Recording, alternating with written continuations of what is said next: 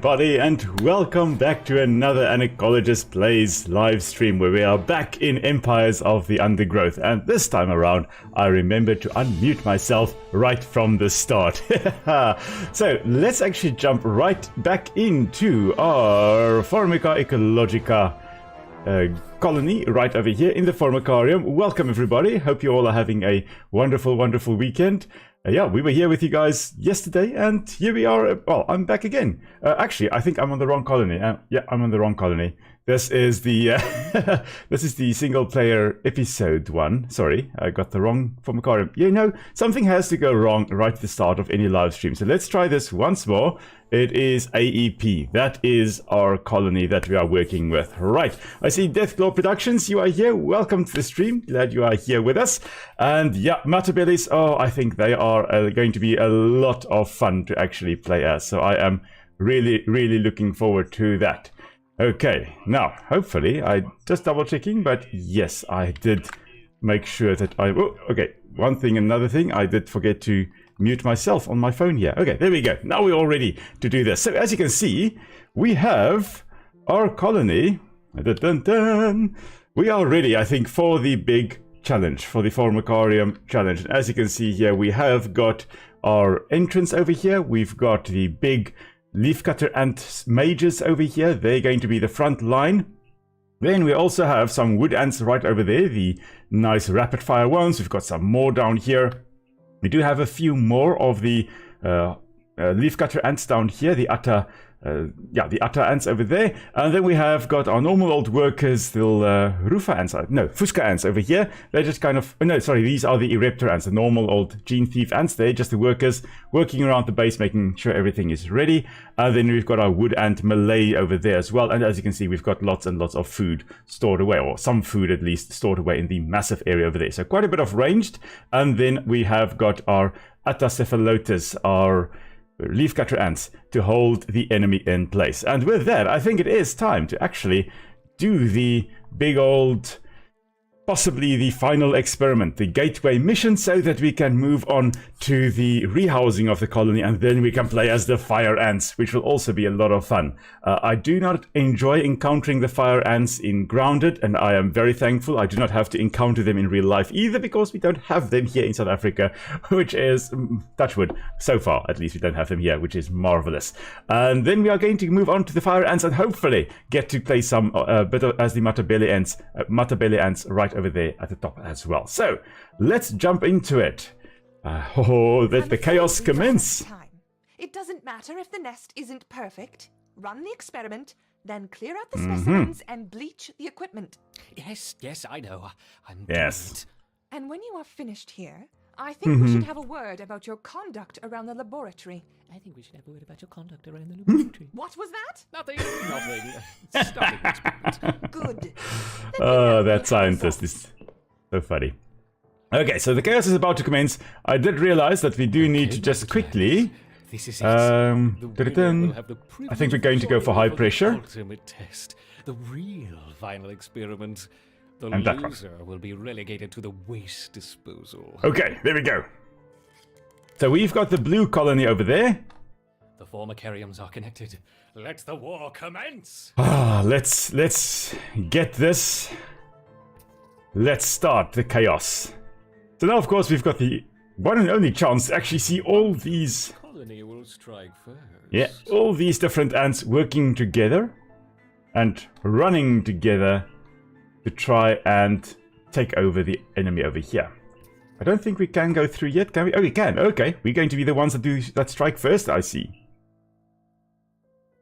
Yeah, our Scientist 1 definitely is done with all of Scientist 2's nonsense. Like, she's just like, no, we've got to talk about the way you are doing things, because you are just doing things wrong. Alright, we've got the big soldiers leading the charge, I see. Come on, guys. Everybody, come. It's time to attack. So we've got our mages. Yeah. Interesting combination. Oh! Trapjaw ants. Before we carry on, where are those trapjaw ants? I think this is one right over here. Let's just have a look. Yeah, I think these are actually the ones. Yeah, look at that one. He's right in the air. So the trapjaw ants, they've got this amazing way to escape from predators, from danger. They have these jaws that they actually get to the edge of the mouse, they really take it apart, and then they flick it forward. And it first of all is under a lot of tension, and so when they then release that tension, the long jaws that they have actually slam forward, and that results in them flicking backwards. They don't really have a way of controlling where they go, but at this point in time, when they are under attack by these massive ants, this does not matter. It doesn't matter where you go, as long as you are away from that point. So it's a very quick way to actually jump out of the way. So they will use that. If they want to get away, they aim their head straight down and they flick their jaws shut so that they just jump away from everything. So trapjaw ants, really amazing little creatures. Unfortunately, we also don't have them here, but there we go. That was a nice little flick there. Our raptors are beating back their counterparts. Victory seems within their grasp. I don't like that hand hovering above us. Could it be the almighty hand of God? No, what are you gonna do? No, that's not nice of you. Okay, we've lost a whole bunch of... No! He's evil. Okay, so we at least had some food stored away. Not, I think, enough. But we do have a whole army coming back again. So, unfortunately, the counterparts here are now making headway. Come on, we just have to get a little bit everybody together. Come on. Why is he tapping his hands like that? He's like, I'm feeling very antsy. I'm going to kill them all. Okay, everybody run forward. We've got our mages in the front here. Look, they're also quite nice and upgraded. They're level 3, guys. Actually, we can just hide that a little bit so we... Oh, now we are joined by the army ants over here as well. So we've got the nice mages of the army ants. We've got a lot of the trapjaw ants here. Some of the smaller workers of the army ants also. Ooh. I think I saw... You can kind of see the trapjaw ants walking there. Look at those mandibles right over there. If we can just turn it around. I love this camera mode. So if you turn it around there, you can see there the mandibles are carried with right to the sides. At that point, they're locked in place. They are under a lot of tension, but they are locked in place. And then as soon as they have the need, they can either slam it shut on prey or on predators, or straight onto the ground to just flick themselves away. Absolutely love the attention to details and the variety of ants we have in this game. Oh, absolutely love it. Let's see here. What would I do if I were to work with scientists too? I would report him to the Animal Ethics Committee. That's what I would do. Well, me being in the Animal Ethics Committee, you know, would make it, I think, a little bit easier for me to report that he is doing things incorrectly. He's doing things the way he should not be doing things. Unfortunately, we have lost all our food. We have no more food stored away. So, this is the only time... Oh no. Oh, okay, I think I should actually be running down to the colony, I guess. Because we are losing all the ones on the top here. This is not nice. I think I should actually have... Oh, it is defeat the enemy queen, of course it is. Okay, let's go down here. Oh, well now. Where is the queen? There we go, there's the queen. Luckily, we've got a whole bunch of soldiers over here. They should be able to lead the charge. We are safe from the finger of that scientist too. Right, let's see here. So yeah, if I were to work with scientist too, I would definitely make sure that he gets reported some one way or another, because that's not what you should be doing. And there we go. All right. Perfect. I knew my raptors would prevail. Now we can prepare for the real... Have you finished yet? Yes, our raptors have dominated the Formicarium. Wonderful. I expect a full report by the end of the week. For now, you can start by clearing away. Make sure anything contaminated with that jelly goes straight to the incinerator. Yes, yes, very good. Okay. We are going to go again for some extra royal jelly. We are getting a lot of food from this. Alright, lots and lots and lots of food have been dropped over here. Incinerator. The jelly is for my ants. For his ants. Take it away from you. Okay. Let's see here. Hi there, Sharky09. Welcome to the stream. I'm going to say that at one point. I'm going to say that correct. And Antarctic Scotsman, welcome to the chat as well. Andy Hegos Antics, welcome to the chat, everybody. Glad you all are here with us. Let's see. Holding at the entrance of the enemy Formicarium. Yeah, I should really have done that. That should have should have really helped, or would have helped. But at least we did have some left. The big ones, they still made it through. Thankfully, we had some mages left to actually destroy the old queen there in the other Formicarium that was connected. Now we're just going to hopefully quickly collect all of the food up here. We can actually send everybody up here. We don't need any of the ants down in the chambers. Actually, we do need these little guys to take eggs, never mind. But we don't need anybody else. Everybody else can just come up to collect some food, take it down. And then let's see. Yeah, Diego's Antics. It is basically time to go on to the Refus, the red imported fire ants. One of the worst invasive species in the world. And in terms of the most invasive species, Refus and the Argentine ants, both from South America, they are some of the most invasive animal species in the world. Of course, rats and cats and mice, they are also extremely invasive, and wherever humans go, those ones also go along. But so too the Argentine ants. Wherever humans go, the Argentine ants also pop up. They are tiny little ants, but they form super colonies, especially in areas where they have been introduced by humans. They tend to form super colonies of a few million strong. Very easy, actually possibly billions strong. Where a large area like this whole town that we are in at the moment, that could actually be dominated by one colony. Massive super colonies. They are highly related to one another, and they just branch off and expand and take over the massive area. And the Refus are also capable of doing that. They also can form super colonies.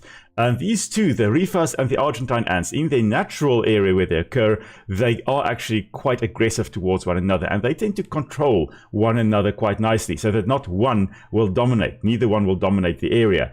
But if you have just one or just the other, well, that can be a bit of a problem. And they can actually take over the area quite easily, I guess I can say.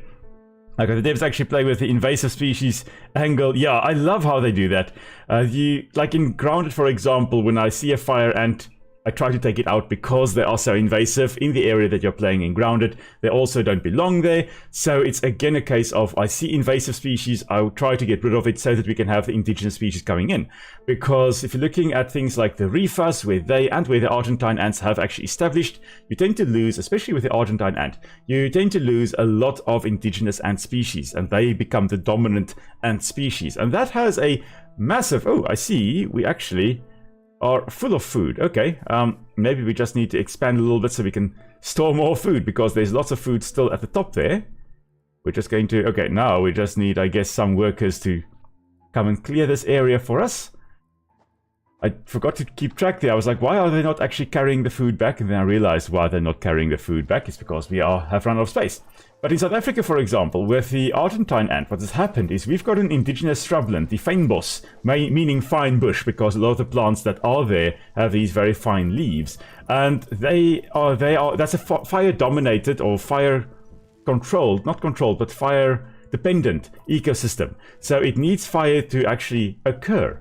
And a lot of the plants, or all the plants basically, are adapted to fire. And one way in which a lot of those species are adapted is that they actually have their seeds being taken underground by indigenous ant species. That's what we call myrmecochory. Myrmeco referring to ant, chory referring to seed dispersal. So myrmecochory, seed dispersal via ants. And they take their seeds underground where it's nice and safe from the fire. And the reason they take it underground is because on the seeds there are tiny little eliosomes, they're called little protein and fat-rich packages, which the ants will feed on.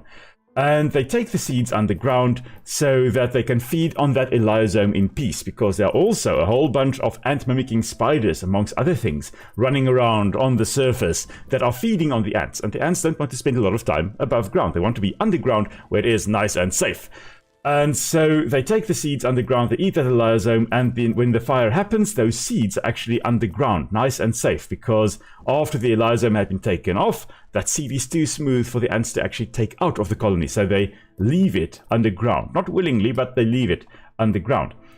And what happens with the Argentine ants, though, is that they have such massive numbers, they don't care about the fact that there are spiders running around and eating a bunch of them. They will remove that elaiosome off the seed, that little protein package. They will take that off the seed while the seed is above ground.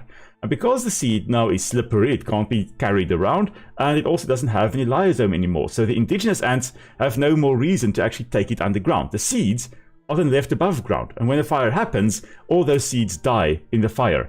So invasion by things like fire ants and Argentine ants in particular in South Africa will have massive impacts, not only on the ants in the area, but also on the plants that are dependent on those ants, that need them to take their seeds underground to keep them safe from fire and things like that.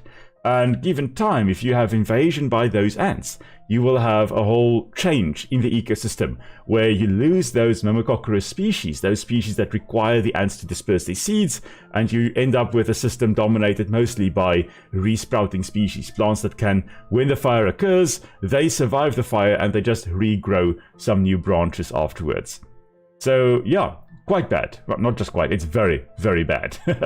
Right, so I went off on a tangent there because, you know, it's fun to to talk about ants and all kinds of things. Let's see, I see I was actually on top chat rather than live chat. Now I should be able to see all the chats coming through. Right, I think that was all. So now we've got everything stored away. I think this is fine. I don't think we're going to spend more time now in this. We are going to rehouse the colony. So after all this work to get everything ready for this last test, we are now going to rehouse the Formicarium. And the colony is going to be taken out of this Formicarium, and we're going to start anew. Simple, churlish fools. They don't understand. None of them understand. The experiment must proceed. There isn't much time. Quickly, my raptors, into the terrarium. You'll be safe here.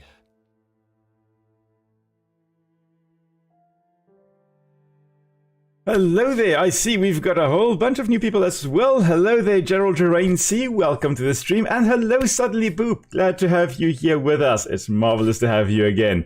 Very interesting question there. So I'm just going to quickly rehouse the colony, and while we're getting that, I'm going to just read the question out. An interesting question, do you suppose Argentine ants have evolved in such a way? Oh, Yes. okay, there we go. Look. Listening to them again. I see.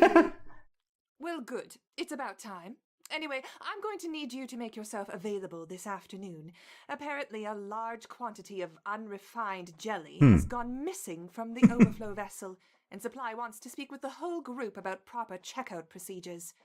You wouldn't happen to know anything about it, would you? What? No! What would I want with unrefined jelly? Well, quite. Unrefined jelly. What would I want, indeed? Oh. That menacing laugh. That's the type of laugh I give when I'm compiling test and exam papers for my students. Anyway, so just to get back to Suddenly Boop's question there, do I suppose the Argentine ants have evolved in such a way that they would be harmful in the original native habitats? Well, in their native habitats, they would generally be controlled by other ants, by interspecific competition. That would actually keep their numbers relatively low. If you were to remove one of those competing species, then they most likely would have a massive impact on the environment. But you have army ants that are more or less in the same area as the Argentine ants. You've got rifas in the same area as the Argentine ant. All these species are competing with one another, and because they're all competing and killing one another a lot, none of them actually have the opportunity to take over the landscape. But if you remove one of them, you're going to have what we call competitor release, which is when there's no more competition that are keeping a species in check and they just kind of can go crazy. And that would be very, very bad. So in natural environment, they should be fine. I think all the plants also have evolved with the Argentine ants being present there. But yeah, if you were to remove the other ants, then that is an entirely different story. Here we go. It is time to play as the Rifas. Now I think we are going to select Pervasive. Now for Vigorous, so we've got an option. We can either go for Vigorous Fire Ants, and this will be, I think this is the soldier ants that this refers to. This doesn't refer to the worker ants, but the soldier ants, if you have Vigorous soldier ants, the little ones here, when they hatch, they do more damage, they are faster, and they don't take damage as much damage. If you go for pervasive, however, if the eggs have been on the tile for a while, they hatch for free. So you don't spend resources hatching them. And this is nice, but it's especially nice at level 3, because you can see there, for both of these, at level 3, the tile supports 2 ants. So for each tile you can get 2 soldiers, which is awesome. And then you can get 2 soldiers per tile for free. You just have to manage it in such a way that you don't constantly send your soldiers into battle. You want the eggs to actually go through a little bit of a wait period so that they can be mature, basically, and free. So we're going to go, I think, for pervasive, because that is a nice one to go for, I think. Let's just quickly see. We've got sure-footed and evasive. Gives a small chance to take no damage when hit. Whenever there's like a small chance, I'm like, I don't want to go for that. I like sure-footed here. Fire and attack damage is increased when mounted on an enemy, because when you've got larger enemies, the ants will climb on top and sting them. We are going to go for sure-footed. I think that should be a good one to go for. And for this one, last stand and last laugh. Last stand, upon reaching 0 health, the fire ant is returned to full health, but only survives for a further few seconds with reduced attack speed. So they come back to life just for 1 or 2 or 3 last stings, and then they officially die again. Or last laugh, upon death, the fire ant deals high damage to its nearest enemy if close enough. So tell me, guys, which one do you want me to go for? Last stand, where they drop to 0 health, they come back for a last stand, basically do a few stings more, or do you want them to deal a lot of high damage to the nearest enemy if close enough? So which one do you guys want me to do? So let's see about that one. But let me actually just spend some jelly here to get these ones. Now we are getting the chance to play as the Rifas in cold blood. We are off to a swamp, and we are going to go and have a look over there. We're going to play, of course, on medium difficulty and see what we get to do. Pervasive or vigorous? I'm going to go again with pervasive. It uses fewer resources, so I think that's what I'm going to do. And of course, fire ants able to make nice little bridges to actually cross from one area to another, cross over the water. Okay, this Solenopsis let's start. Invicta fire ant queen has landed on the edge of a swamp. She may be far from her native habitat, but the fire ants are well known for their ability to adapt. Competition for food will be fierce. She will need to raise an army quickly to compete with the local predators. Alright. Pervasive fire ants only work for 1 fire ant at a time. Okay, interesting. I thought it would be for both, but nonetheless, it is, at least it will save some resources, and I am all about saving resources if I can. We've got all the food I see stored away that we possibly can. Let's just put some more tiles here, and then we are going to get to work on getting some more workers. Let's see, I think we should be putting in a bit of a chamber right over here. There we go, that's a nice big-ish chamber. And then let's get some of these smaller workers over here. So the normal workers here, the minor workers, they are much smaller, or a little bit smaller than the major workers, or the soldiers basically here. But they are going to be nice to at least start with here. And then of course we are going to work towards having some soldier ants as well. Alright, they're going to just do their thing. Let's see. So we've got some for last stand. We've got some for last laugh. It's only for 1 due to how the mechanics for it works. Okay, well, it's still, nonetheless, it is something.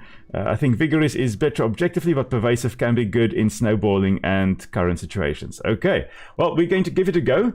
I have also thought about things, and I thought, well, maybe in future we can also, maybe with the series that I am doing, I can choose the one that we're not doing in the live stream. So basically to see, how things could have turned out, basically using all the things we didn't choose in the live stream here. Well, I will choose that for our episodes, starting of course with the one coming out next Friday. Okay, we're just quickly getting rid of all these little grubs. They're going to be a nice bunch of food for us. We don't have any ants in group 1, now we do. Okay, everybody come and do your thing. Okay, yes, please give me food so I can actually get this going. There we go.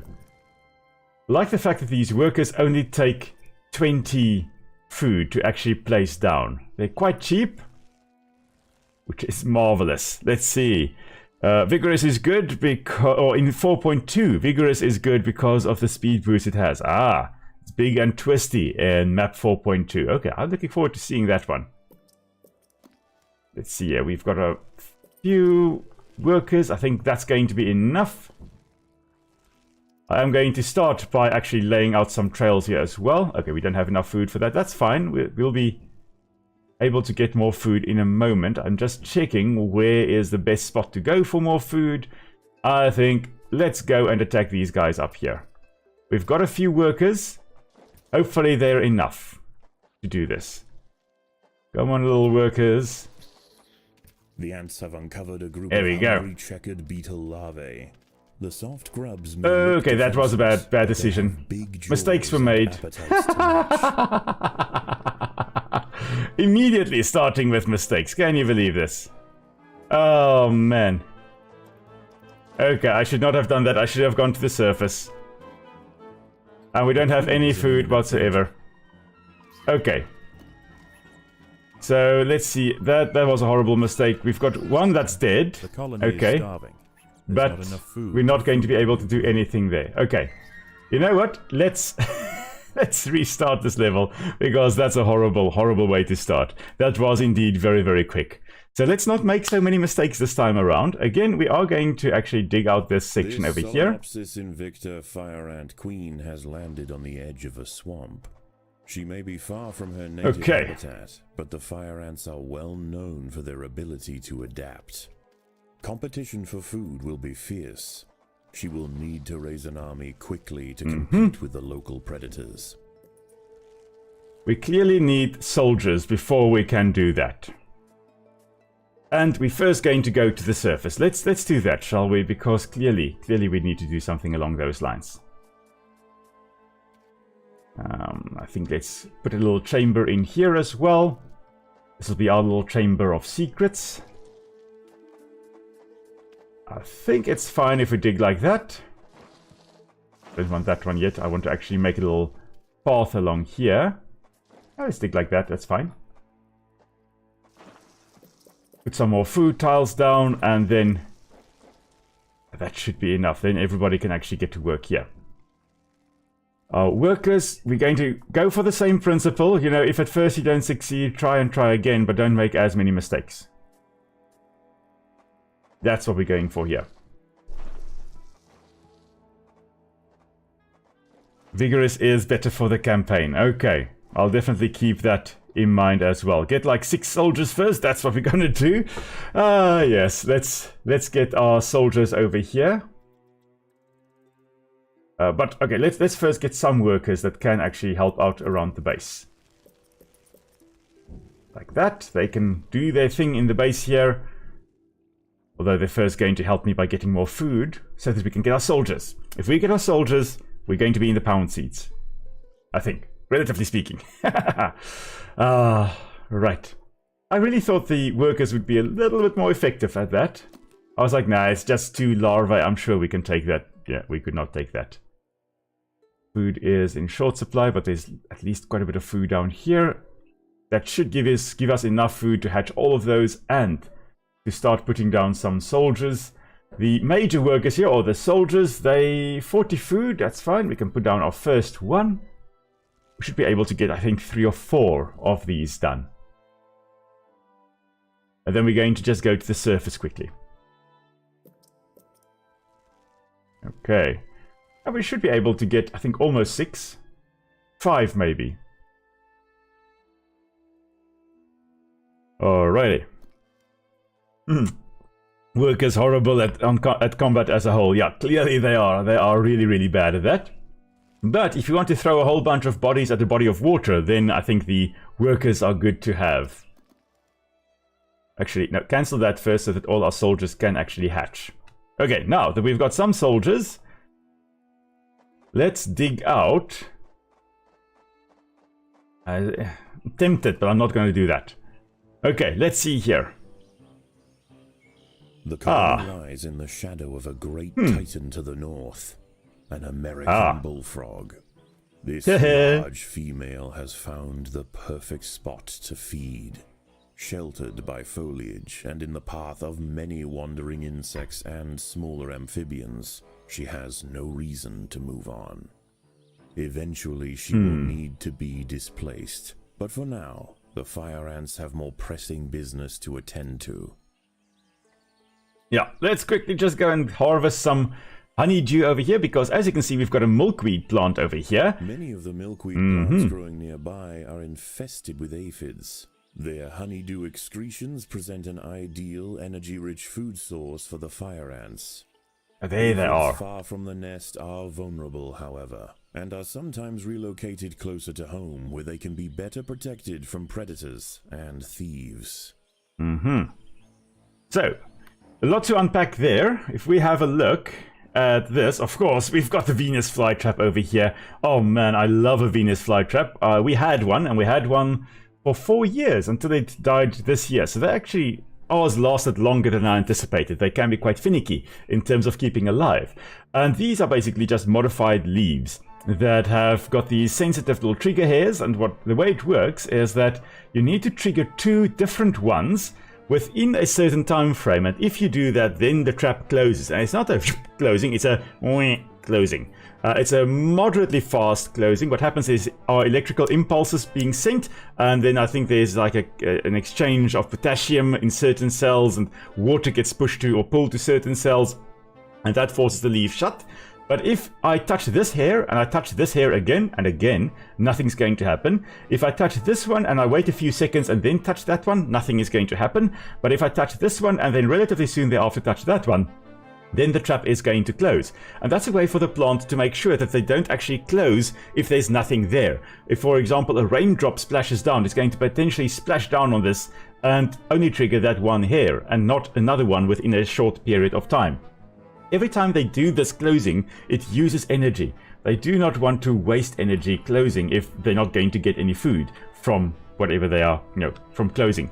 But we also have right over here somewhere, there we go, there are the little aphids, right over there, drinking the sap of the milkweed plant over here. And I know this is a milkweed because if you look at the flowers over here, this structure, this shape is definitely a milkweed or a Gomphocarpus. I think it's Gomphocarpus or Asclepias. It's in that same subfamily basically, but this is a typical flower I know as milkweed. We in South Africa, we do have a few milkweed species, so I know that flower quite well. But these little aphids here are drinking the sap and they are secreting honeydew, and our reefas are, amongst other things, eating them. Is lacking in nitrogen, or drinking the and nectar at phosphorus, least. Nutrients vital for plants to photosynthesize and grow. To survive in this environment, some have evolved to supplement their mineral diet by trapping and dissolving invertebrate prey. So exactly. So the reason why they do this is because they are growing in highly acidic, nutrient-poor soils. Now, there may actually be some nitrogen in the soil here, but the soil is extremely acidic. And because it is so acidic, the nitrogen is bound up. It is very often bound to aluminium, meaning that it is unavailable to the plants. So even though there is some nitrogen in the soil, the plants can't take it up because it is very strongly bonded to aluminium or aluminum, if you're from the US. Now, we're going to try and face this thing down now. Yeah, this is going much better. Thank you, soldiers, for actually being able to do the job. Checkered beetle larvae. The soft grubs may look defenseless, but they have big jaws and appetites to match. Okay, so I see Endermite, welcome to the stream, glad you're also here. So you say big-headed ant workers deal quadruple damage than regular workers on level 3. Oh my word, okay. That's going to be awesome to actually get. I think it's time for revenge.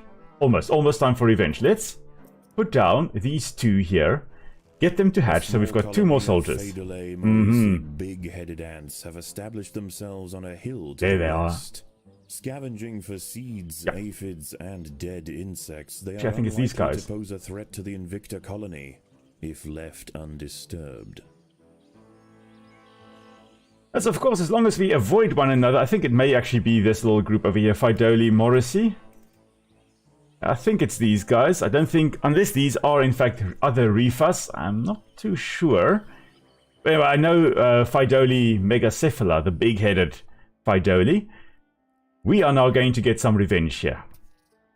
Like, we almost, well, we did get annihilated by these two grubs up there. Now we are going to go get rid of them. Come on, little ants. It's time to dig out and get rid of them. The aphids are quite hard to see. I'll have a look at them again in a moment for you guys. Predators are loose in the nest. Yeah, the predators are not going to be loose for long. There we go. You show them who's boss. Ah, revenge. Revenge feels good. Alrighty. Now we can dig out a few more chambers here to get more food stored away. So that when we get a lot of food, we don't have to worry too much about having a place to store it. We also should be upgrading our food storage here because we could only store like 260 food there, which is not a lot. Just spending a lot of food now so that we don't have to spend it too much later and micromanage later when we may have a few more other things to, more pressing matters to worry about. Okay, now you can see these eggs are glowy. That one also now is now glowy. It means that if we now lose soldiers, all the soldiers that actually hatch then will be free. It's not going to cost us any food to then replace them, which is why I do like the pervasive soldiers. Let's just see, where should we be going? I think we should be adding some more soldiers here. We don't really have a lot of food. Let's see what we can find up here. There's 26 honeydew up here. Let's get our workers to just quickly come up here. Just collect the honeydew. So the little aphids, teeny weeny little things. Where are you, little where is the Asclepias? Is right over here. The milkweed, come on. Now I'm going to just zoom out. There we go. There are the little aphids. They are so small. This looks like one. Obviously, it's one of the yellow aphids. So these are true Hemiptera or true bugs. So doesn't look like much like a bug. It doesn't even have wings here, but that doesn't matter because they only really will have wings if they need to disperse somewhere else. So they can reproduce parthenogenically. I mean, I chatted about that in one of my Green Hell videos recently, where parthenogenesis is basically when they reproduce without mating with a male. So the females can develop the babies in their bodies, they can give birth to the babies, and they're females there, and they will give birth to females. Those females can then also, I think they mostly give birth at least to females, but those females then can also parthenogenically create more babies without mating. So very, very quickly they can grow in numbers. I am surprised though that we just have 3 aphids here. They should actually be multiplying quite rapidly. They can, within a few weeks, you can have thousands of them in an area.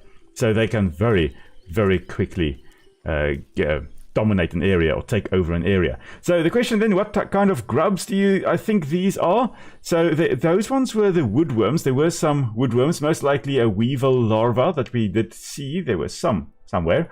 But then there are also the bigger ones are the larvae of the checkered beetle.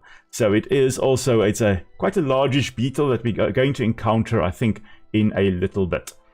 Let's make a little path down here. Let's get all our ants actually to come back here.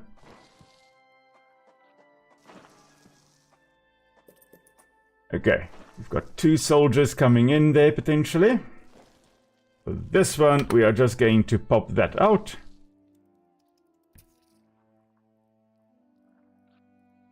And get everybody ready. Let's see, yeah, Woodworm. And hello there, Raptor. Welcome to the stream as well. Glad you're also here with us. Let's see then. Woodworm gives more food than a beetle. Interesting. Okay, good to also know. We're going to, I think, get a lot of food from these little woodworms up there. Let's just continue digging in here. There we go. 3 of those Predators are loose big grubs. 1 dead, 2 dead, and 3 dead. Haha. So yeah, you can see there, those ones only give 6 food, whereas the woodworm there gives 25 food. Quite a bit more. Okay. When we have a lot of food, we are going to start taking out the bigger things in the swamp. Maybe they just taste better? Maybe. That could very well be. I wouldn't know. I haven't eaten grubs or woodworms yet. I've eaten other insects, but I haven't eaten grubs or woodworms. Oh, don't have enough food. Okay, that's fine. Let's actually then, I think, dig out towards these three. We are on the warpath. We are getting rid of a whole bunch of things and getting food in the process. I don't really want to dig out from this side. I want to just expand this chamber to this side. There we go. In the nest. 3 more grubs. 2 more grubs. And come on, sets, 1 more, and amphibians 0. begin to emerge from moist crevices near the water's edge. Lone invertebrates will be picked off quickly. The ants should travel in numbers or not at all. Are we going to travel in numbers? We're not going to not travel. The colony We is are starving. definitely going to travel. There is not enough food to feed the new brood. Oh, don't worry, there's a whole bunch of food coming in now. I think, next up, this batch over here. I'm going to just expand our number of soldiers a bit as well. Come on, little soldiers. There we go. There's some trouble over here. Predators And you can are see loose the... in the nest. There we go, stinging. The larvae must be... Let's see whether we can actually see them stinging. But they do have very, very vicious stingers. Okay, now I've unfortunately frozen at the wrong time. But they will bend their abdomen over and actually sting them. I love the fact that in the game here they do actually bend it under their belly, because that's how they would be doing things. The Matabele ants that we are going to encounter as well, hopefully this evening, what they'll also do is they will hold the termite in their jaws, and then they bring their stinger over under their body, and they sting it just here under the head where there's a nice vulnerable spot. So very often these ants would be swarming and they try to get to all the vulnerable spots. There we go. In between the harder plates on the grub here, that's where they want to sting them. I'm just going to get rid of all these little things at the bottom. Brachylus alternans is hunting for insects outside the nest. It may seem unwise for it to wander so freely amongst the large amphibians that share the swamp at night, but they would do well to leave it alone. This beetle is a master of chemical warfare. Oh, I love bombardier beetles. Absolutely love them. So let's actually go see if we can find the bombardier beetle and take him out. Because, you know, we can... Oh, look, there's a salamander. Oh, love it. Oh, we don't have salamanders in South Africa. We just have frogs and toads, which are, you know, basically just more frogs. Okay, we've got some aphids that are still chilling there. There's apparently a toad coming in 15 seconds. So maybe. Let's just go back into the nest. Let's see where they go. Because we don't know where the toad is going to go and come from. I think it's probably going to come from the top, or maybe at the bottom here. Who knows? I think... No, it's not these guys, is it? At night, No, there we go. There's one at the bottom. Toads patrol above ground looking for food. Well, that's a Ants long make way up away. 75% of their diet, so the small colony must stay alert. To make matters worse, they are excellent diggers. It's only a matter of time before one tunnels its way into the nest. Okay, I don't think we're quite ready to take on something big like this mantis fly over here. Definitely not ready to take that on yet. Maybe we are strong enough to take on the bombardier beetle, though. Because I do also want to show the bombardier... There we go. Oh, immediately. Ah, man, I missed it. The Okay. ants have clashed Come on. with the bombardier beetle. Spray me again. The beetle mixes a cocktail of chemicals Any moment. that react together, boil, and Okay. Oh, he's dead. Okay, never mind. and explode from a valve at the base of its abdomen. Okay, so that was the bombardier beetle. I love the bombardier beetles. They've got hydrogen peroxide, which they mix with some other chemical that I can't remember the name of. And when that happens, it's a massive exothermic reaction. Releases boiling liquid. Basically just boils a liquid and it shoots that out at... I'll be lying to you, but it is a lot of times per second. This is rapid fire. It's like a machine gun, basically, of boiling liquid that they spray out at predators that are trying to attack them or getting too close to them. So, yeah. Oh, there's one right over here. There's a toadie. Has burrowed into the nest.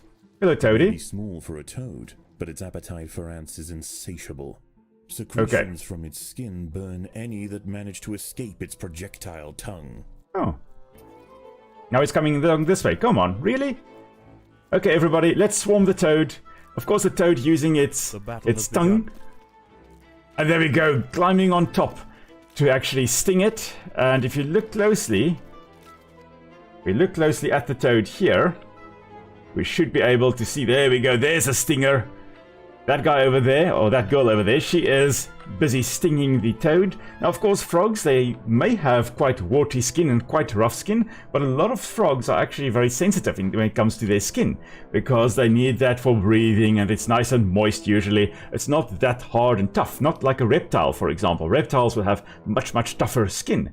So they may be a little bit more susceptible to climbing on top of and stinging to death.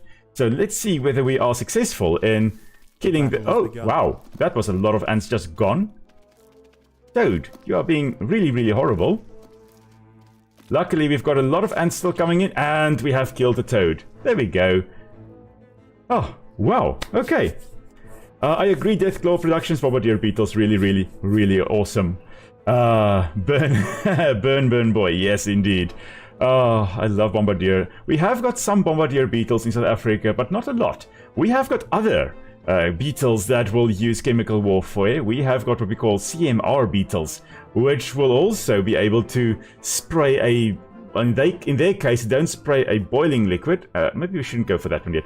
They don't spray a boiling liquid, they spray a caustic liquid. That basically forms blisters on your skin. Although the Bombardier beetle, I think, can also cause blisters if they do manage to get the boiling liquid on you. Chemicals, wow, 214 degrees Celsius. That is just absolutely ridiculous. I mean, it's no wonder that is a very, very effective chemical defense, basically. Oh, yeah. Yeah, President, welcome to the stream. It is a bit of a surprising one, but since, you know, we have early access to version 1.0 of Empires of the Undergrowth, we're doing it 2 nights in a row. So we're going to try and see if we can get the Refus done, the red imported fire ants that we are currently playing as, and then also try to get to the Matabele ants. And then, yes, if we do get to do one mission as the Matabele ants, we are going to go and play as the termites as well. Macrotermes bellicosus, the warmongering big termites. That's basically, or war-loving big termites. That's basically what the name means. Retire to their damp alcoves to wait out the sun. Only the great bullfrog remains. She sits patiently on her throne, waiting for the next meal to wander by. And as always, Cinnamon just has to say hello briefly, and then she just goes away again. She's just here for more food. That's what she's here for. Yes, Cinnamon. But it is raining on this side. It has been raining the entire day. It was so weird. The weather prediction said no rain for today, and then we had, like, well, all the rain, basically. Let's actually go and see. Yeah, it should be 5. There are 5 aphids over here, but no honeydew at the moment. We are going to come over here and actually take these aphids and bring them to the milkweed closest to our nest. Because what these ants will do, and a lot of ants that farm aphids... Oh no. Soman viridis has ambushed a fire ant. It prefers to hunt on foliage where there it is. Spotted by predators oh no. and prey alike. Out on the ground, it's more vulnerable, but that it's won't dead. stop it from snacking on lone ants far from the safety of the nest. Here comes another one. So the lynx spider over here, of course, green in color, perfectly camouflaged against the green background here. Some spiders can actually change their color though. The lynx spider not, but the crab spiders, or some of the things known as crab spiders, they can actually change their color to match their background nicely. And it was initially thought that this is to prevent their prey from actually spotting them. But that is in fact not the case. They actually glow under UV light, so their prey, like bees for example, can still see them. But the color change is so that their predators do not spot them. It's a very effective way to hide from predators. Okay, we're just going to quickly come back into the nest. We've got a bit of food to spend, so we're just going to go, I think, for 4. Yeah, let's do that. And let's go deeper into the nest here, underground. I think let's go and take out whatever is down here. I'm not very keen to find out what it is, but we're going to find out nonetheless. Because we need to get to the food that is stored away in these sections over here. Okay, come on, my lovely soldiers. Let's go cause some chaos. Hello there, Kaiser. Welcome to the stream. Glad you guys are here. It is marvelous. I see we're back on 20 people. There we go. There's the checkered beetle, an adult of it. Come on, little ants. A fully developed checkered beetle, Enclarus rosmarus, has been disturbed by the ants. It has There we the go. same ravenous appetite and slicing jaws as its juvenile counterpart. But now paired with thick armor plates, it represents a far greater danger to the colony. Alright, so that went surprisingly well. Now what we are going to do is we're just going to wait a little bit. You can see a lot of our eggs are glowing, so a lot of them will be free when they die over here. I think let's actually bring our Refus over, our soldiers. Let's go and attack these two. I think these are also two checkered beetle adults. Let's take them out. So in terms of what you missed, we just did the gateway mission so that we can start playing as the Refus. Went relatively well. And now we are playing as the red imported fire. The red imported fire ants we are now playing as, and we are the pervasive soldiers, so the ones that are free if the egg had been sitting on the chamber for a while. Okay, there we go. Great stuff. These ones are also now dead. And this means we can actually start digging over to the food that is right over here. Let's see. Oh, yes. I must say, the music in this game, I completely agree, Gerald Geraint, there we go. I completely agree, the music is just amazing. This, I get this, what I have got stuck in my head is the leafcutter song. Like, the music that plays when you're playing as a leafcutter ants. I've got that stuck in my head quite a lot. It's just so much fun, all the music, it just sets the ambiance quite nicely. Okay, we should be actually getting the roads upgraded a little bit over here. There are paths. There's a lot of food coming in. There we go, there's a whole bunch of food coming in. Now, of course, we can see them carrying around, I think these are seeds, very likely. And they've got honeydew that they've collected. They are eating insects they catch. They are typical omnivores, where they will eat whatever they can. They are really generalists as well. And generalists, like the red imported fire ants and the Argentine ants, they do extremely well in disturbed environments. And that means that when you've got humans, for example, in an area, well, they will do extremely well, because whenever humans are in an area, that basically counts as a disturbed environment. I mean, if you've got a lawn, that is a disturbed environment. If you've got a pavement there, you've got road cuttings, you've got all kinds of things. Wherever humans are, there are disturbed environments. Rugby fields or football fields, those are all disturbed environments. Constant mowing is a disturbance. And so what we have here is a species that's a generalist that has now popped up in North America. Not now, it's popped up a while ago. Popped up in the US, where there are lots of disturbed environments, and they are just doing perfectly well. They are really enjoying themselves. Upgrade the traffics. Upgrade, I believe, the little trails here so that everybody can run faster. Let's do that.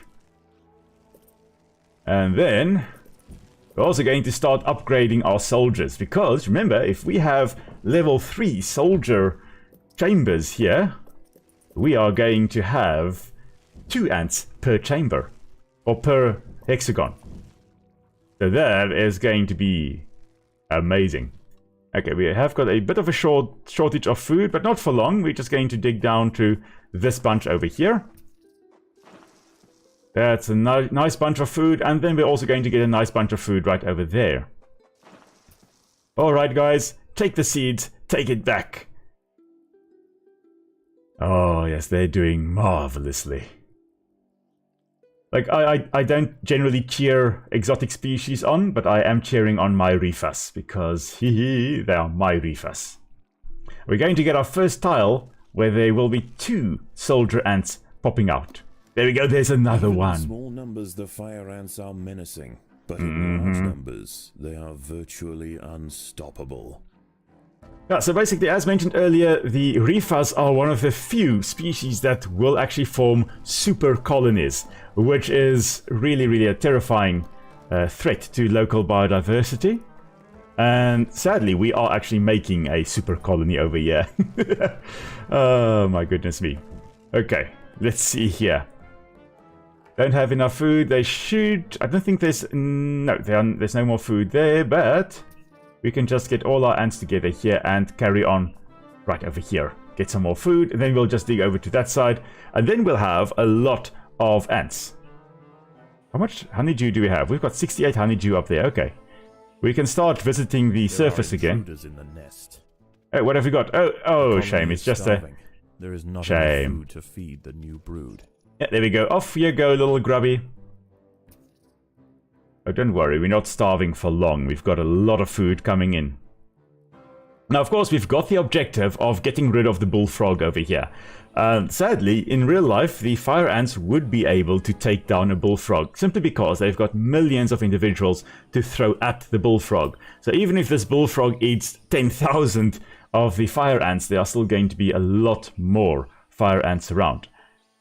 More soldiers to kill enemies. Yes, we are going to... I think we're going to end... or not end, we're going to expand into another section. Actually, I think we're going to put down a lot of soldiers right over here. We can actually start excavating this area nicely. Oh, you meant more soldiers to kill. Yeah, so we've got more soldiers here that can now kill the enemies. So we're going to have even more because we are digging out more chambers to support more soldiers. Let's just see, there's nothing else around here to worry about. No? Okay, there's still some food. But we're also going to actually dig down to this bunch of food over here. We're trying to grab as much of the food as we possibly can. As quickly as we can, so we can actually terrorize the surface world. So we've got a whole bunch of things around. We've got more checkered beetles. We should have tiger beetles. There we go. There's a tiger beetle over there. There's another one of the lynx spiders. Another checkered beetle. Some dead lynx spiders there. Oh, look at that. They're fighting one another. Okay, no wonder everything's dead. Everything's fighting one another. Are you going to attack? No, you're not going to attack each other. Okay. Well, what was that territorial dispute about? That's what I want to know. If they were feeding on the same thing, and I think they were, I can imagine that, you know, interspecific competition here, they're feeding on the same food, they are trying to kill the other, trying to remove the competition. Similar to how lions and hyenas would constantly try to kill one another because they're both feeding on the same food. It's competition. Predators on the African savanna constantly kill one another or kill the offspring of the other species. So, yeah. Okay, we've got a lot of food that we're going to harvest here, and then a lot of food up there as well. We can perhaps just upgrade our food stores a bit more so we don't have to build more. Let's see. Yeah, maybe. Here we go. Let's upgrade these soldier tiles as well. Once again, dusk sets in over the swamp. Soon, the sandy undergrowth will be teeming with salamanders, toads, and nocturnal beetles. In other words, more victims.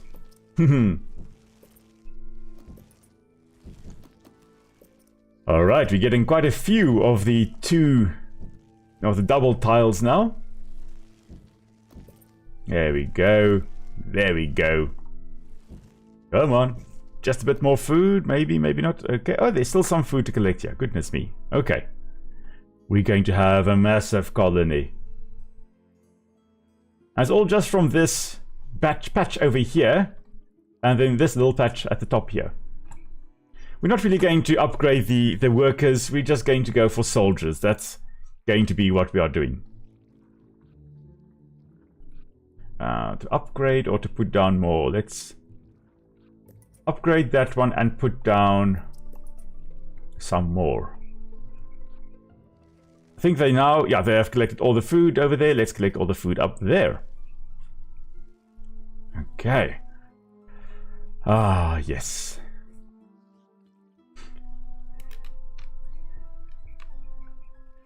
Let's see.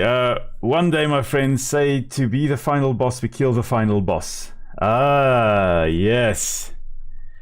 We are going to become the final boss. In essence, basically, by being the Refas, the red imported fire ants, we are technically the final boss. Oh, look, there are more toads, more victims approaching. Haha, yes. Bring on the toad in 17 seconds. I think we have enough to repel it. I think we definitely have enough Refas to repel it. question is just where is it going to come from? It's actually quite bad. We can't just run through here to get to all the food. We've got to run all the way around the long route. Oh, there's one at the bottom here. Okay, maybe he's going to make it to over here. Come on, dig your way to over here so we can eat you. No? Okay, fine. Go up there. Oh, there's another one over here as well. Okay. Come on, guys. We're going back to the colony. Just in case the toads appear. We need to be ready for them.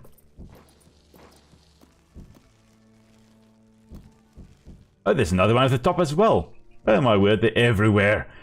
Yes, I agree. Tom X, sorry, just... Yeah, there we go. Tommy X. Love the way the game teaches you about ants. Oh yes, absolutely. Oh, there's a little froggy. Hello, froggy. Why are you digging when you can actually just walk around? I also love the fact that this game is, to me, it's like an amazing little documentary, basically. You get to experience what it is like in the life of the ants and termites, you know, depending on what species you are playing as. If that toad is moving away, you get to actually... Oh, there we go. There's our victim approaching. Digging straight through to the queen. No, that's not nice of you. Come on, leave my queen alone. There we go. This is what you're going to get. You're going to die now. There's another one. That's fine. He's going to be intercepted by all the soldiers over here. There we go. One dead. And I think this one is going to die soon enough. Superior numbers. That's what we have. There we go. Strength in numbers as well. Okay, we now have a road or path going straight through here. I guess that's fine. Once you have 80 or more fire ants, you have 500 or more food. You should challenge the bullfrog. Oh yes. Let's see. I'm going to actually put in. Oh, there goes. Here comes another froggy, another little toady. There we go. You're going to become the next victim. And then we've got one digging around over here. I think this one is dead. Yeah, this one's dead. There's one more digging through over here. Okay, come on, guys. We're going to just come close so that if he digs through, we can actually just kill him immediately. Yeah, he's coming through. Oh, yes. Come on. Come on, little one. Oh, no. Digging away? I wonder whether he can actually sense that there are hordes of fire ants waiting for him on the other side. Because he was heading straight for my chamber there and then decided, nah, let's not do that today, shall we? Let's upgrade again. Upgrade all our... Oh, okay, not all, but some of our ants. We'll upgrade that one as well. Okay. This toad is just running around still. Let's have our workers quickly pay a visit to our honeydew up here. Can we see the honeydew? That's what I want to know. Can we see the honeydew on the aphids? Where is our milkweed plant? Right over there. Okay. Can we see it? I don't think we can. No. What would happen is the aphids here, as they drink the nectar, there's a lot of sugar in the nectar, or not the nectar, the sap that they're drinking out of the plant there.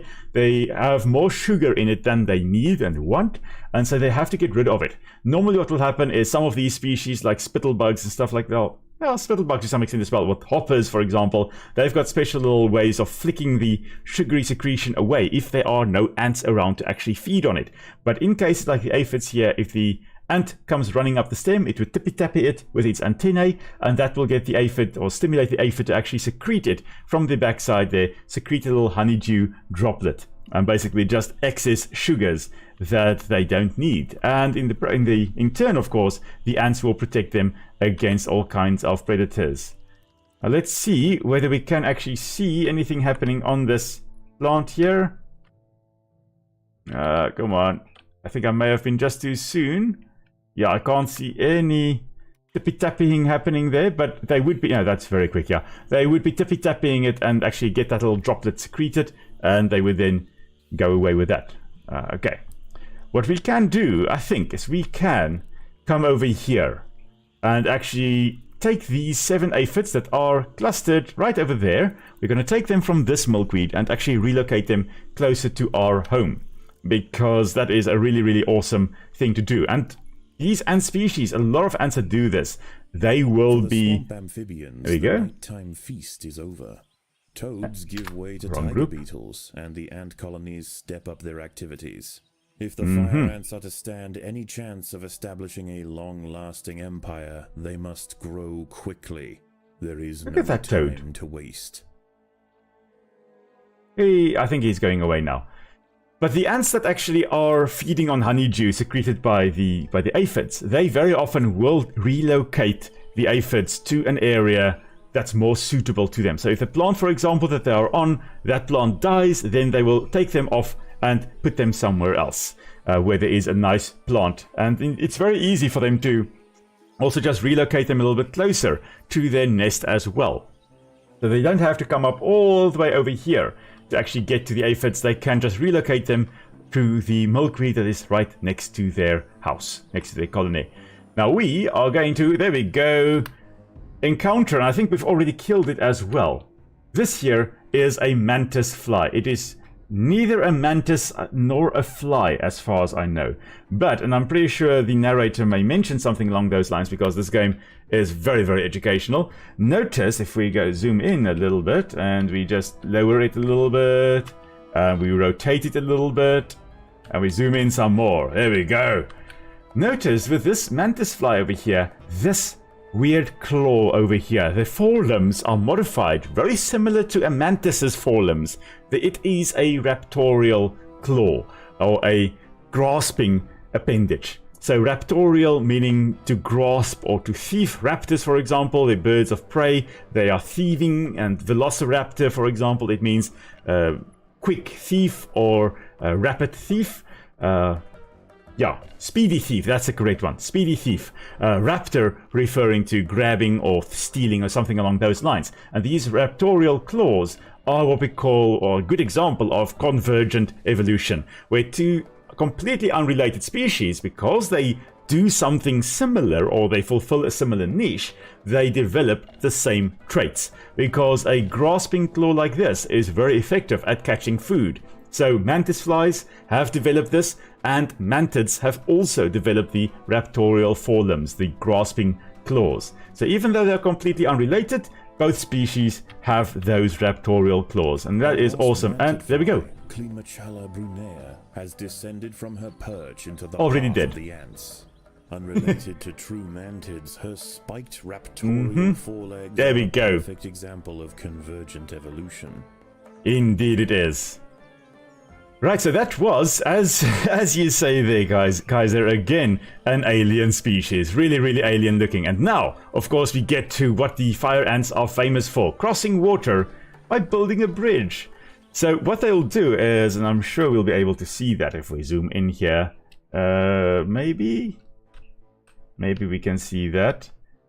Maybe not too well, but what will happen is they actually link with one another. You can actually see that quite nicely. They will hold onto one another with their tarsus, with their, basically like their fingers, the tips of their legs. They grasp onto one another, they kind of hook onto one another so that they can remain in position. And fire ants can form quite big flotillas or floats as well. The fire ants have formed a pontoon out of their own bodies. It stretches from their home territory to a previously unreachable island. No, don't go there. Don't go there. Food. Oh no. Off it goes. Okay, so what's happening over here is a carnivorous pitcher plant. Of nectar produced by a yellow pitcher plant. Okay, we're just going to get all the ants back here. The ants must position themselves precariously over a deep vat of digestive liquid. We're just losing a bunch of Deposits on the rim ensure ants that there. Any ant that steps too far in won't be stepping out again. And here we go, the ants are no longer needed. All the ants have moved from over that side to this side, so they've disassembled the Fire pontoon. ants have encountered a tribe of Monomorium minimum black ants. They are stealing our These tiny aphids. little ants may seem feeble, but the Invicta colony would do well to treat them with caution. Although primarily scavengers, they are armed with powerful chemical secretions and have been known on occasion to invade fire ant nests. Interesting. I think those little ants were trying to take out or take over our aphids. Cichindala sexcutata is on the move near the nest. Its metallic green elytra make it unmistakable, and like its other tiger beetle cousins, long legs give it the speed to chase down small arthropods with ease. Okay, now we are actually short a bit of food. we do have quite a lot of soldiers. I think what we should be doing is invading one of the nests. I think we should be taking out the competition. Let's try. Let's see how this goes. This may go horribly, but this may also be quite cool.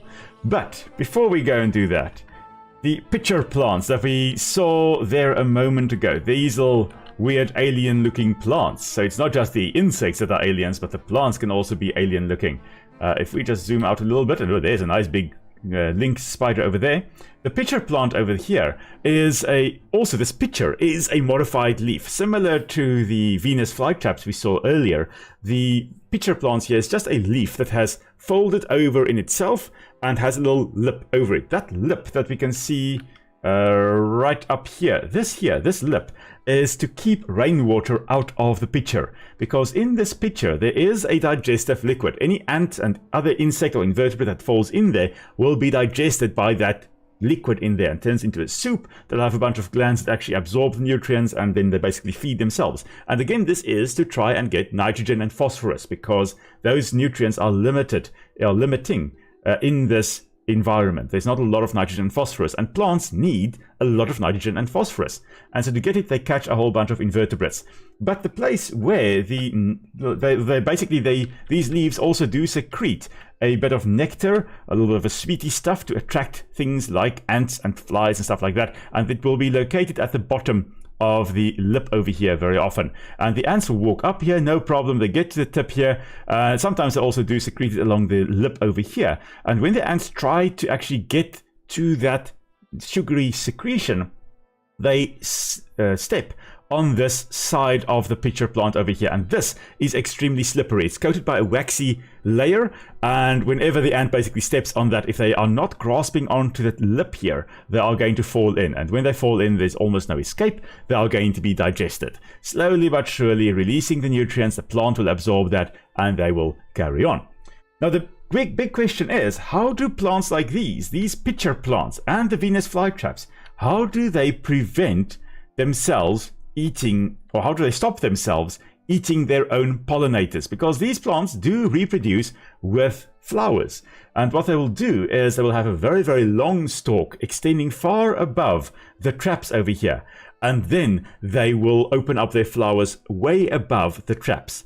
And it's not a surefire way of preventing yourself eating your pollinators, but it is a good way. It reduces the likelihood that a bee or a fly or a wasp or something visiting your flower way up here, less chance that they're actually going to go down to your trap over here and get caught.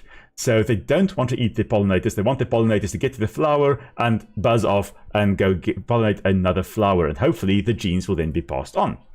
If they are not flowering or ever, it doesn't matter. Then those pollinators, which you normally don't want to eat, then they can land on the trap and get eaten. Doesn't matter. But when they are actually flowering, they do not want to accidentally eat their pollinators.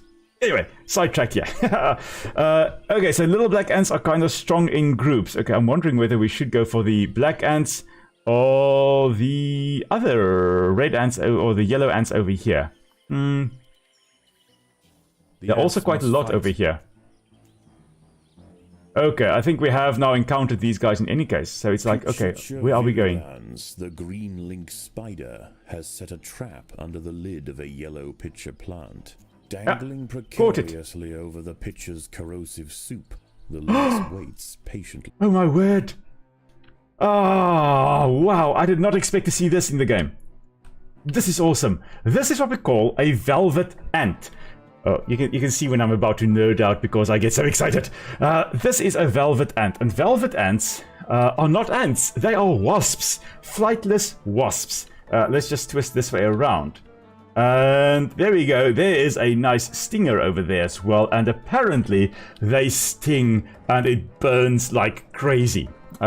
Which is interesting because beginning of last year, I held one of these velvet ants on my hand and it was walking around quite nicely. I picked it up off the ground. It was walking around on my hand, and for quite a while, like for 5 or 10 minutes, I had it walking around on my hand, and then I released it onto the ground again. It did not sting me, which I'm very, very thankful for. Only afterwards that I realized that, oh, they actually often very, very aggressive. In that case, they were extremely, or that one was extremely chilled, and the other ones I saw also very, very chilled. Even my father handled it at one point as well. But yeah, velvet ants are actually a type of flightless wasp, which is awesome to see. After time, insects attracted by the scent of nectar conveniently present themselves at your feet. Oh my word, Diego. Parasitic wasp, Dasimutilla occidentalis, more commonly known as the red velvet ant, has wandered into Invicta territory. Although not on the hunt for fire ants, it will defend itself if threatened. Armed with an extremely powerful sting and displaying bright warning stripes, most creatures give it a wide berth. I was just about to say about that bright red color there. That is what we call aposematic coloration. It is coloration. The minimum colony has launched an attack on the fire ant nest. Where are you? Oh, I think you're coming. No, it's not these guys. Who's attacking me? Is it the black ants? Is it the yellow ants? Oh, these guys. I think they're coming. No. Someone's going to come and attack me now. Okay, so that means we are going to just get ready to defend ourselves, and then once we have defended ourselves, we are just going to go... Oh, there we go, there they are. They've just come in here. Little black ants. You know what? Screw them then. They want to come and attack me, I'm gonna attack them. This is the way the cookie crumbles.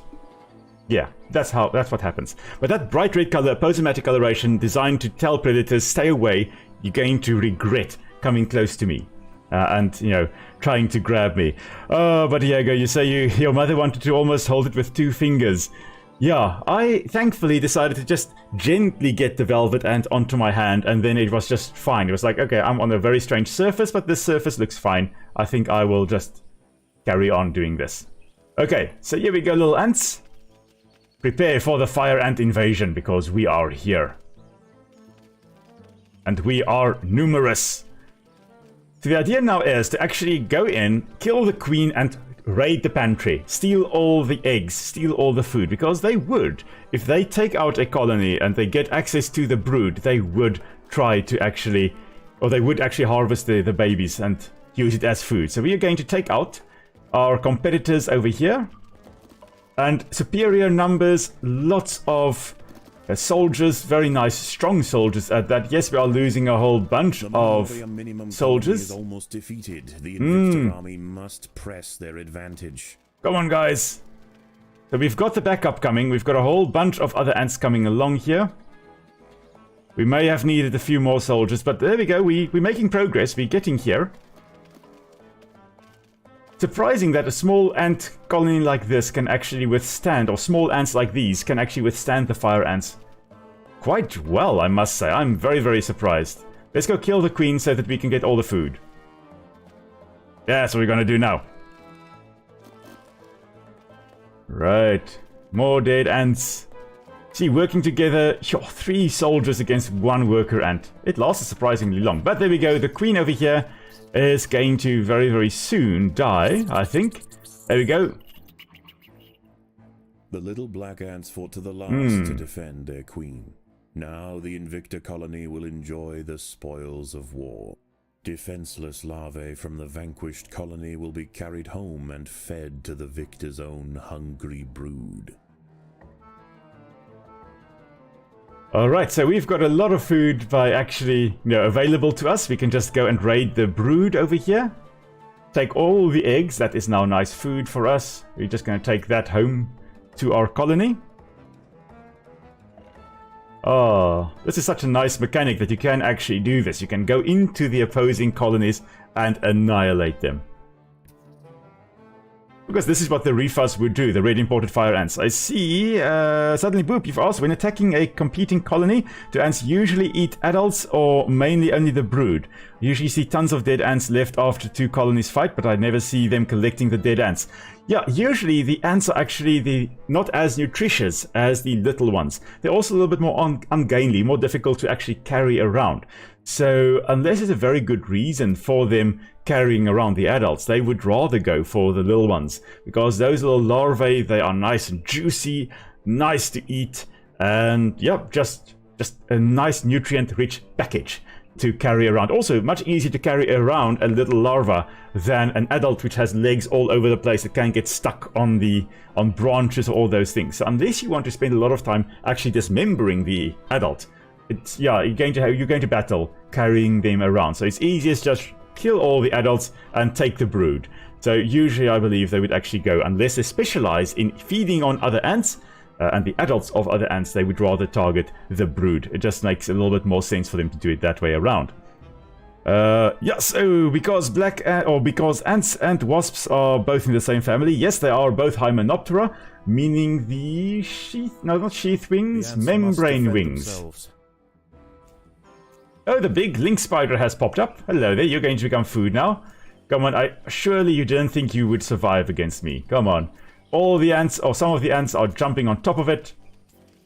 It's putting up a nice big fight. It's a big link spider. It is able to withstand quite a few stings here, it seems, but it is going to be dead. There we go. It died. It is dead now. Let's see. We still have... Oh, this is our colony. Never mind. We do still need to go down into the black ant colony here again. And then we also need to come and take their aphids back to our nest.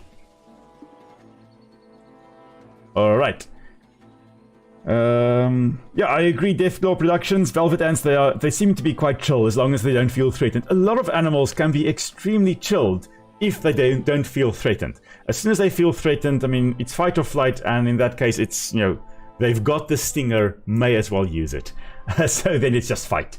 It's just fight for them. Actually, it's, I think, worthless going in here. It's like 3 at a time. Give way to their nocturnal counterparts. As they encroach on colony territory, battles must be chosen wisely. Spread too thin, the fire ants could find themselves quickly overwhelmed. I was in the wrong colony for a moment, but I want to An ant has sit been up. devoured by Aerochea quadradicitata, a dwarf salamander. It is nimble, fast, and slender enough to wiggle through tight crevices There it was. in search of food. Quadrodigitata, that would mean four-fingered. Quadro would be 4, digitata, digitate is finger-shaped, or hand-shaped. So either four-handed or four-fingered. I think it's four-fingered. We'll see if we see another one. I don't see any other salamanders over here. Just a bunch of dead stuff. No dead salamanders to have a look at, unfortunately. The ants must fight. Oh, there we go. Let's quickly have a look at it. See whether we can see whether it has 4 fingers. It does look like it.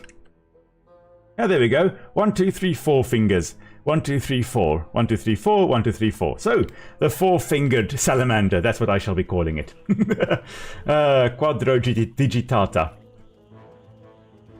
Oh yes, of course there. Magic geminid as well. Ants taste acrid. The larvae are protein-filled back. Yeah, so just tastier and nicer to take the larvae than trying to take the adults. Now we also have to just make sure we take all the nutrient-rich packages, because these little larvae here, they are nice and nutrient-rich, but if we go and raid the stores here, I mean, look at this. We can carry around things that are worth 3 food, or we can carry things around that are worth 30 food. Now we do have another toad approaching, so we're just going to come back into our nest and be ready for that. And also, start upgrading our soldier tiles over here, so that we can get our double soldiers going. And I'm just going to put a nice little road over there as well.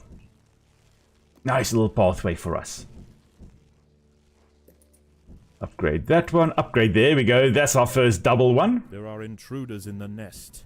Is that so? Where are the intruders? It's right over there. There's a little froggy. It's just digging the wrong way. That's okay. I don't think we're in danger with this one. This one is... I'm not sure whether he's very bright, or maybe he is bright. He's actually trying to widen the area big enough so that he actually can... No, he can squeeze through a single gap like that. He was just not being very smart. Another one coming through over here. I think this is the one that will probably arrive first. Predators. Oh, no, never mind. Here we go. Here's one. The larvae must be protected. We'll just get some soldier ants right over here. We'll get a lot of soldier ants right over here. There we go. Jump on him. Get him down. Oh, there's another one over here. See, that's why it's good I sent a whole battalion over here. These guys may be able to manage. Yeah, I'm sure they would. Come on, get rid of him. These guys are... Oh, there's another one. A fourth toad. Okay, fifth toad. Sixth. Oh my word, they just keep on coming. And they're all coming the same way. And they're all dying in the same place. That's a lot of food. That's like an all-you-can-eat buffet. And there we go. This bunch also dead. Or this one also dead. Like in the time it took them to kill the one, they've killed 4 or 5 already on this side. Oh, there's another one. The 7th one approaching. Oh, marvelous. Well, since they've killed all these ones, you know, next one needs to be delivered to our porch, and off it goes. Oh man, I'm having a blast with this game. Predators are loose in the nest. The larvae must be protected. Now we're just putting... Oh, there we go. There's one walking... Where are you going? You're going... Oh, you're going the long way around. Okay, I guess you'll eventually make your way to the nest. That's fine. Actually, let's just come and collect the last bit of food. Let's just stay around here. Yeah. We should now have enough food to upgrade some more so we can get more double ants. Froggy is coming. Here comes the frog. Here comes the frog. Doo-doo-doo-doo. I'm in the wrong group. Here comes the frog. And I say goodbye now. Uber Eat, indeed. It is Uber Eat that has its nice little food delivery. There we go. Should be dead in a moment. 3, 2, 1. Dead. Right here. Okay, guys. I think that was... Yeah, those were all the incursions. So we survived quite nicely there. Now, we need to come back and actually get all the aphids here. Put it back at the milkweed, on the milkweed here by us. And maybe we'll just send Squadron 2 over here. Just a bunch of workers to come and collect the honeydew over here.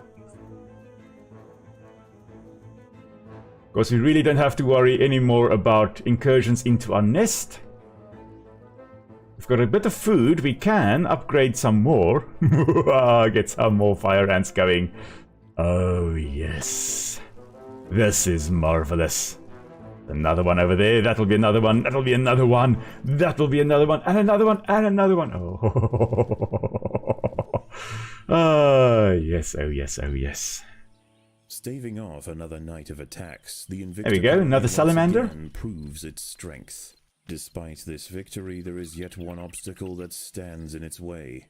Ever present, the bullfrog looms over the ants. The beast must be defeated. No, don't worry, that beast will be defeated soon enough. Okay, I do also see there, Magic Geminid, you asked, is the link spider different from the spitting spider? Indeed, they are different genera, as far as I recall. The link spider, they did say that they can actually spit their venom up to 30 centimeters. So in that case, they're spitting venom.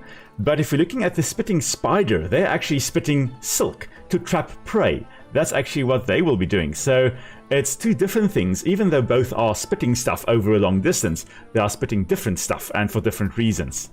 So it's quite cool that both though can do that. We're just going to quickly come up here because there are a bunch of little caterpillars, and these caterpillars look like swallowtail caterpillars. If I have a quick look at... Yeah, those are swallowtail caterpillars. Definitely swallowtail caterpillars. And I know this because swallowtail caterpillars, when they are this size, when they're tiny, they mimic bird droppings. So that's what they've got going over there. They're trying to look like a piece of bird poop.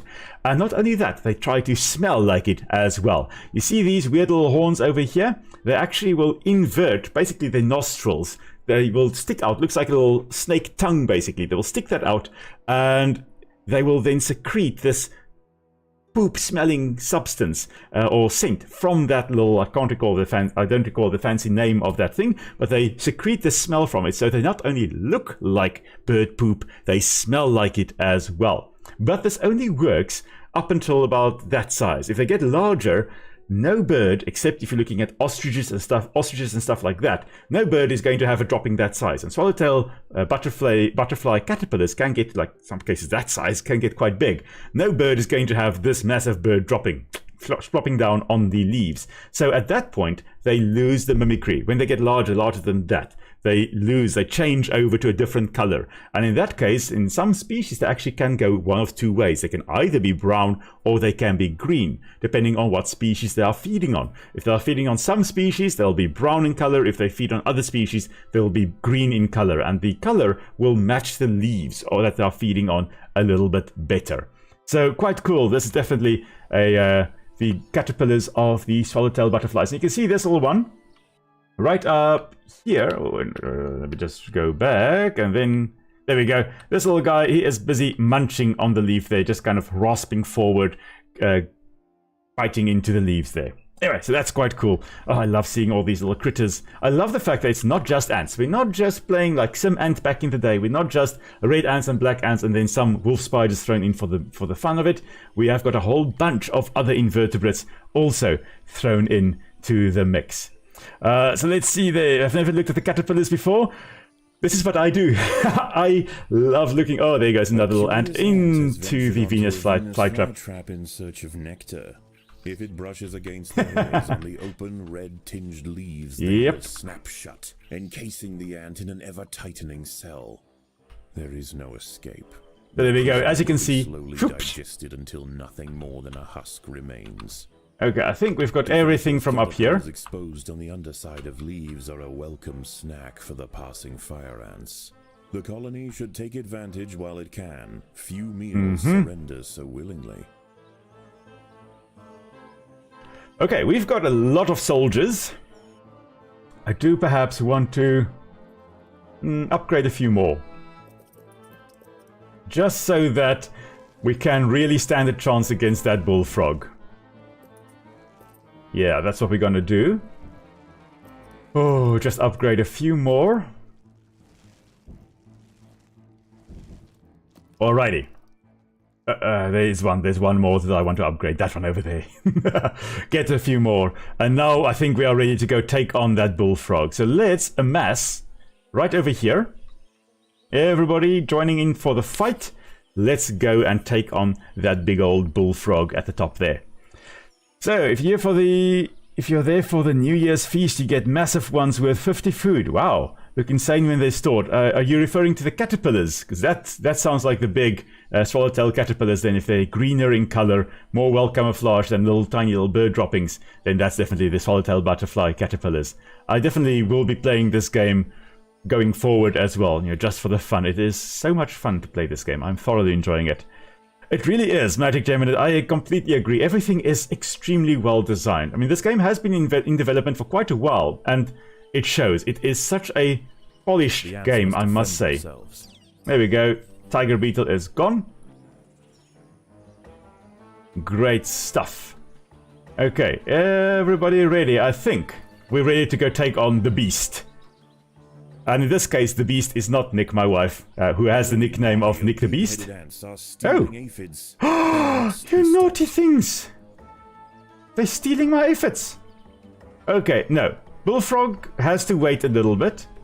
Come on, guys. We've got to intercept them. Intercept! Intercept! Take them out!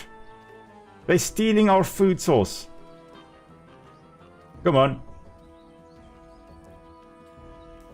Yeah, take them back to the colony. Thank you. Oh, we're going to technically have to go and punish them, but... Ah, that's sad. They've stolen our food. Anyway, maybe, well, priorities. We should be taking on the bullfrog and defeating it, and then... No, that's it. Then we win. Right, let's see. So, Venus flytraps are native to North Carolina. Yes, they're native to certain sections in the USA. I know, as far as I recall, they're also in Florida. And, oh, they are really such awesome plants. Oh, there comes another velvet ant. The battle has begun. Wow. Bright colors, red and black, typical aposematic coloration. Typical coloration designed to tell predators, leave me alone, you're going to regret not leaving me alone. So oranges, yellows, reds and blacks, very often those colors mixed together, that's aposematic coloration. And you know what? Oh no, just as I was about to say, we're going to go for it. We've got the checkered beetle also trying to take us on and dying in the process. But now we are ready. I think we are ready. We should be ready to take on this giant bullfrog over here, this American bullfrog. Now in South Africa we do have two bullfrog species as well. The giant bullfrog and the African bullfrog, but completely unrelated. Relatively unrelated. The great American bullfrog, Litobates catesbianus. The brave frontline soldiers are quickly crushed and eaten. They must surround and swarm the enormous creature to stand any chance of defeating it. Unfortunately, we've lost a whole bunch of ants in the fight there, but we also have a whole bunch of ants on the top here. But I was muttering to myself, the Litobates, Litobates or Litobates, the term, the genus name, Lithos or Lithos refers to rock. And Bates or Bates there refers, I think, to frog. So the genus name of the American bullfrog, I think, means or translates to English to rock frog. Which I think is a very, very cool name. A rock frog. That's so fun. Let's see. Sustained flow is better. Yes. So that's actually good that we've lost a whole bunch and the whole bunch of ants are slowly but surely making their way up here. Unfortunately, we're going to have a cluster gathering here. Again, soldiers clamp onto the bullfrog's leathery skin and inject their Solenopsis venom, but the beast shows no signs of wavering. The fire ants must maintain their resolve. Yes, I absolutely adore the facts they also give you while you are busy with a boss fight. Like the Solenopsis venom that they're referring to there. It's a whole cocktail that they have. It is an alkaloid that we call the Solenopsis venom there, but they also inject a poisonous protein in with a stinger there as well. So the venom is actually a whole cocktail of stuff. Okay, you guys have finished the checkered beetle over there. Okay, great stuff. But the idea, of course, if you're fighting a big thing like this, you jump on top of them and you sting them where they can't get you. So looking for vulnerable spots. If I were the fire ants over here, I would be targeting the eyes, targeting the nostril. Maybe not the nostril, that's a little bit too close to the mouth. But targeting perhaps the backside here, right? That would probably be me. That little ant right over there, that's me right there. Targeting it where it can't reach me, it can't eat me, it can't squash me. It's going to be in for a world of pain with me as the reefer ant on its back. Yes, the great battle has indeed arrived. Oh, wow. Let's see, we'd put your workers into the nest group. You aren't hatching enough. Oh, thanks. Thanks for that. Let's see, workers, off you go. Go and hatch some eggs. Oh, I see. Yeah, indeed. Okay. Thanks for that one. Appreciate it there, Nathan Reader. Now we should be able to hopefully do a bit better. Well, we're almost there. Almost there. It's got, wow, okay, 1,700 health still left. Instead of fire ants, we could call them cocktail ants. You see, now that's a problem though, because yes, they have got a potent cocktail, which makes sense. But we already have something known as cocktail ants, which we have here in South Africa. They're a South African ant species. They are the Crematogaster genus of ants. Crematogaster, Crematos, I'm not sure what that refers to, but Gaster. Oh, there we go, the bullfrog is gone. The unrelenting waves of fire ants have finally achieved their goal. The bullfrog, sore with blisters, has hopped away. It's likely to give the Invicta colony a wide berth from now on. Great stuff. Unfortunately, we didn't get a lot of food there. To the ants, the presence of the bullfrog was keeping many other local amphibians at bay. The power vacuum it left behind is attracting a host of salamanders and frogs eager to take its place. We're just coming to grab some food first. And prepare for the imminent chaos. Okay, we are going to send a whole bunch of soldiers back to the base. The rest, we're just going to quickly harvest a bunch of food here just so that we can replenish our stores because we have lost quite a bit of food there. And then I think everybody try to get back to the nest. Most of us should be on the way back to the nest. Actually, you know what? Everybody back into the nest, thank you. Perfect. Okay. But yeah, cocktail ants that we have in South Africa, they're quite an interesting species as well. If ever these guys, the slug disco guys, want to introduce a South African species, I would nominate the cocktail ants. They also farm aphids, like the Solenopsis here would be doing, where they have got the aphids on the plants. Okay, there are some salamanders coming in. That's all right. They're going to come into our nest now as well. but we are ready for them. But the cocktail ants, what they also do is they actually build little shelters over the aphids and the scale insects that are feeding on the plants. So they actually have also got a whole bunch of little nests, some underground and some that are actually above ground in shrubs, make this papery nest that they will attack and, well, they will defend very fiercely against all kinds of predators that try to get to the... Oh, there we go. Hello there. Little salamander in the nest. There's also one right up here. Oh, okay, okay. You know what? Squadron 2, you guys are going to come over here. This one's also dead. Okay, I think everyone's dead. Great stuff. The queen is not dead, which is better than everything else. I'm hearing another one. Here we go. There's a nice little toady. He's going to dig through and die. That's fine by me. Okay, let's see here. I think they should be doing... Yeah, they're definitely doing well. Yeah, there we go. He's dead already. A whole bunch of other amphibians. So what we've got here is the predator release, or competitive release actually, where the bullfrog there was the king, basically. Not really the king, but he was the main guy in the area. Everything else was controlled to some extent by him, or by competition with him. And when he was no longer present in the area, when he was evicted basically by us now, there was no competitors anymore. So all these other small little guys got a chance to start coming in. And now there's this problem with a whole bunch of predators, like these little toads coming through here. Actually, I've got the wrong group coming back. Group 1, you guys must stay there. Group 2, you guys come here. Attack this little toad over here. Thank you very much. Climb on him. Sting him to death. Oh, the frog was female. Ah, good point. Yeah, so there was a female. She was the queen, basically, then, of this area. And when she hopped away, or died, okay, in this case now, she hopped away. I think it is possible to kill her, but we just got her, we just chased her away. I don't think we did enough damage in a short enough time period there to actually kill her. But anyway, so she's gone now, and all the other amphibians are coming in. And we have to survive all the invaders that are coming through here. We're doing it relatively easily. I mean, we've got a lot of soldiers around. They are maintaining it. Right.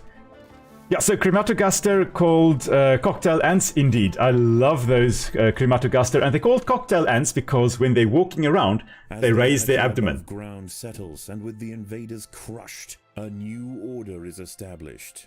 This is now the domain of the fire ant. We have established dominance in this landscape over here. Haha. Aha, I see Deathclaw Productions. We could kill the bullfrog if we managed to kill it before it hopped away. Unfortunately, we did not manage to do that, but that's also alright. Right, we're going to just quickly end the level here, return to the Formicarium, and collect some food. Because, oh my word, we've got a small little nest again.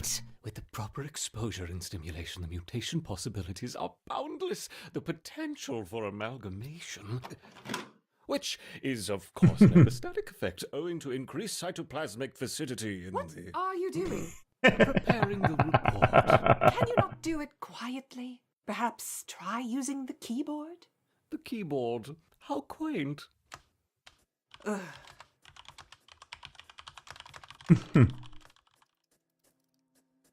Yeah, I think we'll have it like that. We are going to just quickly actually dig out this area, and then we're going to just put in some workers so that we can start working a little bit and get a whole bunch of other ants to go and collect some food. The idea is we need to quickly, very, very quickly set up a new colony. We're starting literally from scratch here. Okay, these guys, wait, I think you need to, there we go, you've put the egg down, great stuff. You guys are going to go collect the food. This little egg will hatch and we'll use it to set up more ants in the base here. Anyway, so she is so over him, indeed. Indeed, she is like seriously over that researcher too. It's just a waste of space. Right, oh, 1,200 food for the bullfrog. Oh my word, that would have been a lot of food. But then again, we did the rest of the mission without any further hiccups, which I'm very thankful for. Okay, we're just going to keep on putting down soldiers so that as we now get more, oh sorry, not soldiers, workers, as we get more workers put down, everything just becomes a little bit faster in our base over here, in our colony. We are going to have to wait for more food to arrive though, but there we go, there's some more coming down. Let's see, for this next level I would recommend Vigorous as a rule of thumb. They're strictly better. Okay, good to know, we're going to try that out. Thanks for the suggestion as well, definitely will be doing that then. I mean, that is one of the major benefits of having you all here with me as well. You guys may have some amazing tips for me to use, which, of course, then I will incorporate. We are going to also, I think, set up a food store over here. I think this is where we are going to put it. Yeah, they should be able to enter quite nicely here and actually put the food down there. Okay. Just need to keep an eye on our food reserves because it's going to fill up on the queen here quite quickly. We're just placing... There we go. And then... going to have fast trail over there, and then from here onwards we're going to have food tiles. Okay, let's see here. Play the game enough that I have 100k food stored in the Formicarium. Well, that is nice. That is very nice. I definitely will be playing a bit off screen as well before our next live stream, so that we can have a lot of royal jelly, I think, stored up, and a lot of food stored up as well. So that is quite nice. You can keep on playing the game, and you get, every time you play, you still get some rewards, which is really, really nice. I also see, and I know that there is a New Game Plus mode for this game as well, so that I am looking forward to seeing what on earth happens there. Or what that is like as well. Okay, we have got a bunch of food coming in. That is marvelous. When we actually already have, we can switch these two around. We've got more of our workers in this squad over here. They can go and collect food now, which will bring in food more quickly. We can switch these groups around. Okay, let's see here. 3,000 jelly. Nice, that's awesome. All achievements as well. Wow. Okay, yeah, I am... I'm still going to try to get all the achievements. I do like to 100% all games, but I think it may be very challenging with this one. But we'll see. We'll see how it goes. Definitely would like to 100% this game. It's going to be a very, very nice challenge to try and do that. That's for sure. Okay, now, let's speed up everyone's movement, in particular over here, so that everybody can move nice and fast. Okay, great stuff. But as I was saying, with the cocktail ants, the Crematogaster ants, why we call them cocktail ants is because when they're running around, especially if they are feeling threatened and want to intimidate predators or stuff like that, or show one another, listen, there's danger over here, they run with the abdomen in the air, like a rooster or a cock's tail. So that's why they're called cocktail ants, because they run around with a tail like a rooster, which is, I love those little ants. They are so cool. Absolutely adore them. We actually have some of them in our garden, which is also quite cool. We unfortunately also have the Argentine ant in our garden, which is not so cool. Unfortunately, they have also invaded our garden. Who knows what we're going to do about them, but we will need to get rid of them to restore some balance to our garden to some extent. Okay, we're going to just put in more food storage over here. And then we are almost basically ready to go into the next mission, I think. And then afterwards we'll come back. Maybe expand the worker tile a little bit. No. We're not going to expand the worker tile because we must get ready for complete and utter chaos in the next challenge. So let's get another chamber out here, and we are going to put in some worker ants. Not worker ants, some wood ants over here. This is going to be our wood ant chamber. And we are going to expand it one more ring, I think, as well. There we go. And let's put in some ranged creatures. Alright, getting a lot of food here. Still coming in. Oh, Cinnamon. Our little kitty is here again for some more dinner. Come, Cinny. Ah, cuteness. Right. Let's see. Good luck with that. There are 133 and a good portion of them require playing on Impossible with the challenge active. Oh, yes.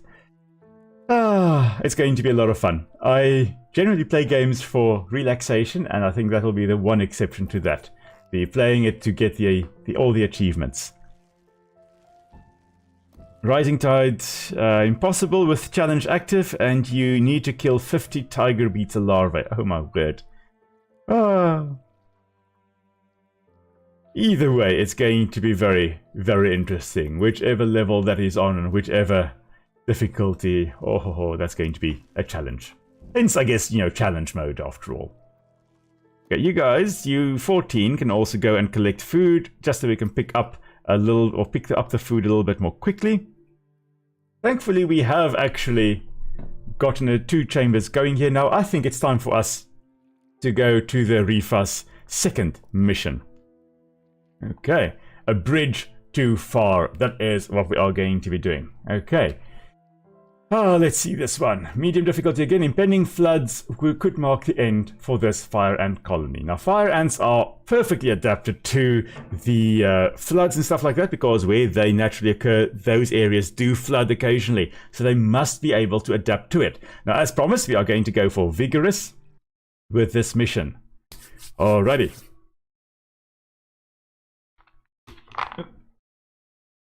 Just have to put the little cat's food away because our big cat is also in the area. Come, Memphis. Come say hello. He's a little bit camera shy tonight. Okay, right. This fire ant queen has traveled for miles on her nuptial flight, finally landing atop a sandy mound deep in the swamp. The vantage point might seem like an ideal home, but it may be short-lived. This whole area is liable to flooding, and nearby rainfall is already causing the groundwater to rise. Exhausted and without her wings, the queen is unable to move on alone. But if she can amass enough daughters in time, the colony as a whole may stand a chance. Okay, so we've got to get a nice big population going, and when we have done that, I think we are going to try and escape from this potentially flooded or soon to be flooded area. Okay, we are going to put the food tiles over here. Actually, maybe not there, maybe a little bit more here. Now, I don't want to accidentally open this one up too soon. Please, oh, there we go, okay. We're not going to go any further than that for now. We are going to put in some... Can we put in soldiers already? 40 per... Yeah, we can put in 2 soldiers. Because soldiers are going to be worth more than workers. As part of the population. But also, we need to be able to defend ourselves against, whatever is over there. So a female or queen like this one alone would not be able to survive a flood. But if you can get enough soldiers, or not soldiers, enough workers together... enough ants together, you can form a nice raft. The weird thing is that, or for me the funny thing about it is, that raft, at the bottom of the raft, they put the babies. All the little larvae, the little eggs, they get put on the bottom, and then everybody kind of piles on top of them. Which works for them, but that's how they do it. Okay, we've got 3 soldier ants now. Oh, we've got quite a bit of food over here. We're going to dig through to this. This will hopefully be alright. Yeah, there's nothing here. You guys, we're going to come and collect some food. Thank you. Many nearby creatures have already been washed out of their homes by the rising water. A lucky few have been deposited on the shores east of the nest. As more alive, tensions will rise. There isn't space here for everyone. Yeah, so inter- and intra-specific competition is going to be quite hectic as we are heading into this flooding event that is happening. Let's see, the worker only runs for this level. Oh, the worker only runs. Oh, I can imagine. Like, I think you need soldiers. Like, if I have a look at how poorly the workers performed in our previous mission, and that's on medium difficulty, we need soldiers to stay alive. I guess the idea is that you've got workers, but you upgrade them to level 3 as soon as possible to try and have them semi-strong, at least. But they're probably still going to be battling Let's see here. Workers are actually more efficient than soldiers and don't upgrade them at all. Tier 3 soldiers don't count as 2. Okay, workers are more efficient. Okay, but the thing is that it's that one thing of if you upgrade them to level 3, of course you've got 2. But we'll have a look what it looks like at the surface then. If we deem it more necessary that we do need more level 3 soldiers, then we could perhaps upgrade them, but we'll see what it looks like up at the surface once we get there. We're going to try and make informed decisions. Oh, we're not going to dig up big exclamation marks yet. We can perhaps dig that one up. Otherwise, with one big exclamation over there. Oh, I don't know how I feel about all these exclamation marks. Let's actually dig it open and let's have a look and see what's happening outside. Okay, let's see. Magic Geminate, you said, by the way, I consider myself a bit of an ant aficionado, but I just found out about about the stink ants. Are they really that huge? Oh yes, oh yes. The African savannas have got amazingly big ants. We've got stink ants, Matabele ants, driver ants. Oh my word, they're all massive. But then also we have teeny weeny little ants as well. So there's this whole mixture. But that's because there are so many niches that can be filled. And in order to actually fill them all, yeah, I've got a whole bunch of... Ooh, we've got food down here. To fill them all, you've got big ants, small ants, a whole bunch of different sized ants. But as the floodwater begins to rise, the ants will quickly lose access to the lower lands. Okay, so we're going to have to try to gain access to the lower lands as soon as possible. I'm not sure, and I don't think we'll be able to make that. Never mind. Alrighty, we are gathering a bunch of food over here. Skimmer, Libellula vibrans, hunts ahead. This so there we go. fantastic aerial predator shouldn't cause any trouble for the ants. That is. There we go. Just quickly having a look here. Where is our dragonfly friend? Come on, dragonfly. Oh, there we go. Oh man, I love dragonflies. They are absolute masters of the sky. Yeah, there we go. Massive eyes, and damselflies and dragonflies often confused with one another, but dragonflies, you can see here, the eyes kind of meet in the middle, whereas damselflies will have two eyes on the sides of their heads, not meeting at the top there. So that's one way to actually differentiate between them. And then usually also dragonflies will roost with their wings open, whereas damselflies, most of them at least, will fold their wings against their body when they are roosting. There are exceptions. Here where I am, we've got what we call the Malachites. Decides to land in their way. Okay, but anyway, we've got the Malachite damselflies, which are damselflies, but they roost with the wings open. Okay, our food stores are full. Okay, we can't have that now, can we? We need more food stores then. There you go. Let's just plop down some more soldiers as well. But Shepherd Spy made a good video on how to get the achievement. Okay, good to know. Thanks there, Endermite. Appreciate it. We definitely will have a look at all that as well. Okay, so the creatures are attacking. The earth at the base of the mound is now saturated, and as night approaches, the water begins to creep closer. The new arrivals will rush to the ground, heading straight for the nest. There is nowhere else to go. Okay, so we have to be ready. There are going to be a lot of food. There's going to be a lot of food being delivered to our front door, basically, now. There we go. Oh, there's a link spider as well. Hello, little spooder. Come on. Yeah, I can imagine if we just had a bunch of workers, that would have been a bit more terrifying. But we had a link spider. There's another link spider coming in. Come on, die. There we go. Thank you. Some more food for us. And let's actually get a few more soldiers in here. Let's put 3 in. 2 of those will hatch. Why does it sound like something is gnawing at our... somewhere? I don't see it. Anyway. Right. I think here comes a whole bunch of grubs. There we go. A lot of larvae. Let's just get rid of them. Take the fight straight to them. The ants must fight. Yes. Okay, this may have been a bad idea. There's not enough food to feed the new brood. This may have been a mistake. Let's try to gather here. Let's get some food back to the colony so that we can actually hatch a bunch of soldiers. Yeah, this was a mistake. Let's stay in the nest here. Where anyone that we actually kill can be taken directly there. Come on, there we go. Take the food, take the food. Oh no, oh no, oh no. Okay, that did not work. Now this is now the point where it would have been nice to have the pervasive ones.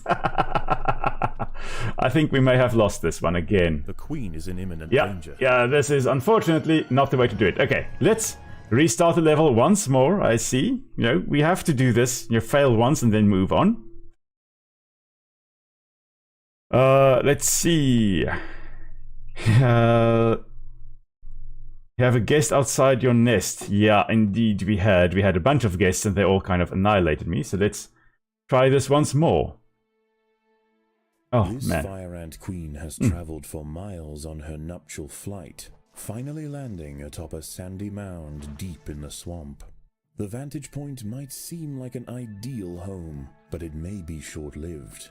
This whole area is liable to flooding, and nearby rainfall is already causing the groundwater to rise. Exhausted and without her wings, the queen is unable to move on alone. But if she can amass enough daughters in time, the colony as a whole may stand a chance. Okay, I see what you meant there, Nathan Reader. With the worker-only runs, you don't upgrade the workers at all. Okay, good to know. I'll try to keep that in mind when I eventually do that. We are now just going to put that down there. And now it is time for us to put in some soldiers again. Even though the soldiers did not help us a lot there, we are going to try to get some soldiers going here.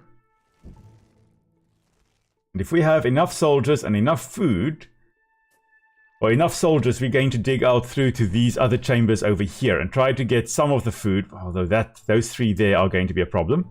Oh, we can actually dig through here. We're going to do this, going to go to this side. We're going to try to get as much food over here as possible before the tide rises. That's what we're going to do. That's going to be our new strategy. Let's see whether that works. New strategy. Yes. Right. Bunch of food coming in. Wonderful. We'll get squad number 1 to come and collect some food for us in the meantime. And the nest attendants, they can just plop down the new soldier tiles as soon as I plop them down. As soon as we get enough food. Okay, workers only isn't an achievement for this level, only on hard difficulty on the harvest. Oh, okay, okay. Yeah, I guess I'll have to have a look and see what achievements there are. Creatures have already been washed out of their homes by the rising water. A lucky few have been deposited on the shores east of the nest. As more arrive, tensions will rise. There isn't space here for everyone. Okay, no more food over there. Which means, can we hatch? Oh, we can plop down one and hatch one more. And that's it then. Then we don't have any more food. Which means we've got to take out whatever this is with these ants. Once we have all 8 of them. Never mind, we'll have 7 of them. That's fine. Let's attack. Come on, little guys. We are going for our first little... Oh, no. Okay, it's bigger than I anticipated. Larvae are burrowing through the earth surrounding the nest. They are already large and will hold their ground against small groups of ants. Okay. Wonderful. We did defeat that. I was like, oh no, here we go again. But we did get that, so that's good. Now we can get a few more soldiers. And start digging out this section. And then we can put down more soldiers. Got 3 of them, that'll be good. And let's see, there is another one moving along here somewhere, but we are just going to dig through to this bunch of food over here, because that looks very, very tempting. Sure, it may be a trap, but I don't care. I'm going to go spring the trap now. And then Deathblow Productions, I see you did mention that the stink ants are a little bit bigger in the game than they are in real life.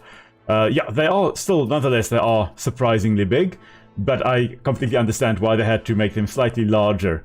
We've got some surprisingly large ants here in South Africa, I must say. As I mentioned, yes, we've got the Matabele ants, we've got the stink ants. In the nest. Oh, is that so? Oh, it's one of these, okay. Just going to quickly gather around over here. Oh, our food stores are full, which means we're going to just plop down 4. There we go. There's another victim, another Uber delivery. The battle has begun. Perfect. And then, let's dig out a bit more. And also just quickly upgrade some of these food tiles. There we go. Now we should be able to store quite a bit of food. Yes. But yeah, as I was saying, I can completely understand why they decided to make them slightly larger. At least it's not like teeny weeny ant being made massive. At least it is still within the realm of more or less what it should be. Alrighty. I think that's all the food from this section. Now there are 2 large exclamation marks. I don't want to go for that yet. There's a bunch of food down here. I think we should perhaps actually dig that out. We haven't actually gone to the surface, so we should have some time. A little bit of time, perhaps, at least. To just dig out this chamber a little bit more. And plop down some soldiers. And get our main body of ants down here. Grab some food and then come back to this entrance over here. Oh, there we go, never mind. They have arrived. At the base of the mound is now saturated, and as night approaches, the water begins to creep closer. The new arrivals will rush to higher ground, heading straight for the nest. Okay, don't see anybody else here. It seems to have been only that one larva that actually made it through to where we are at the moment. We are going to have 2 lynx spiders. Okay, 2 lynx spiders coming in. A great blue skimmer, Libellula vibrans, Libellula. hunts overhead. This There we go. fantastic aerial predator shouldn't cause any trouble for the Perfect. ants. That is, unless it decides to land in their way. So of course, dragonflies, the master of the sky. When they're on the ground though, they... But as the floodwater begins to rise, the ants will quickly lose access to the lower lands. We actually need to put down more soldiers, or we can put down more soldiers. And we also need to upgrade our food tiles, because we've actually run out of space. Basically run out of space. Not anymore, because we have now spent a lot of food on raising our soldiers here. And I think if we have... Yeah, we should... Hopefully we'll be able to defend this. Come on, guys. Let's show them who's boss. Hello, supper.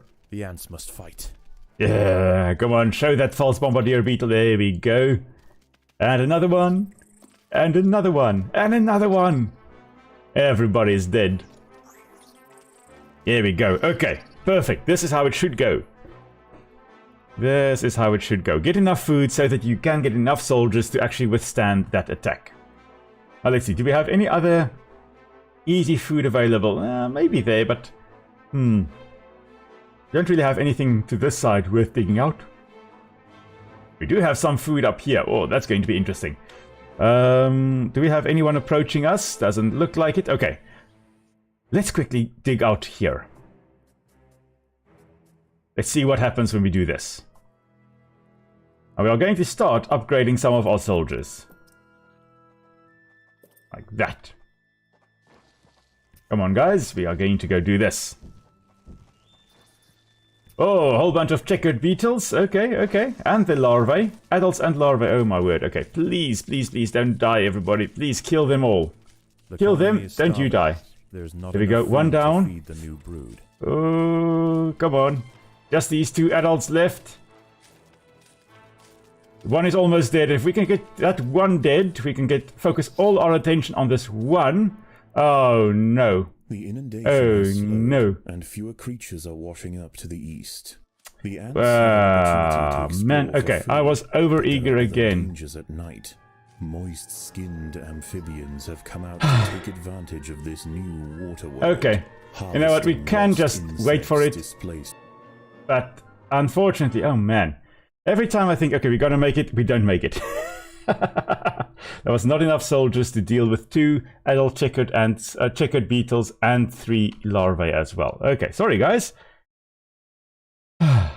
Will should stop being overconfident and drink more coffee. That's going to hopefully get the brain juices going. Okay. This is the time. Third time's a charm. This fire-ant queen has travelled for miles on her nuptial flight, finally landing atop a sandy mound deep in the swamp. The vantage point might seem like an ideal home, but it may be short-lived. This whole area is liable to flooding, and nearby rainfall is already causing the groundwater to rise. Exhausted and without her wings, the queen is unable to move on alone. But if she can amass enough daughters in time, the colony as a whole may stand a chance. Okay, and here we go once more. We've heard, for the 3rd time we have heard that there are floodwaters on the way and we need to make sure our queen stays alive. Which we have failed to do twice now. Okay, again, we're going to just put the food tiles right over there, so they don't have to travel too far to actually bring it into the nest. And this time around, we are going to go for some workers. When in doubt, throw bodies at the problem. Because, you know, that's safety in numbers after all. We'll see how this also goes. So, nice combination of soldiers and workers. Again, digging out the easy food first. And then we'll get to work on going to the top. Okay. There are a bunch of workers. Right. Now. Soldiers. Oh, okay, fine. That's all we have. There we go. Now we've got another one. Okay. Where to go after? Like, that was a good way to go. Going around to this side. Oh, we can also in the meantime dig down to this. Yeah. We can dig down there. That's a nice bunch of food down there as well. We could possibly make it down there, but I am terrified of those areas being linked. Not sure whether they are or whether they aren't. Many nearby creatures have already been washed out of their homes by the rising water. A lucky few have been deposited on the shores east of the nest. As more arrive, tensions will rise. There isn't space here for everyone. Mm-hmm. Oh. Okay. Let's get enough soldiers so that we can actually take out that one false bombardier beetle larva over there. And then have access to the food over here. Then I think we'll again try, well, hopefully be in the pound seats. If I don't make stupid decisions again. Like digging out things above our pay grade.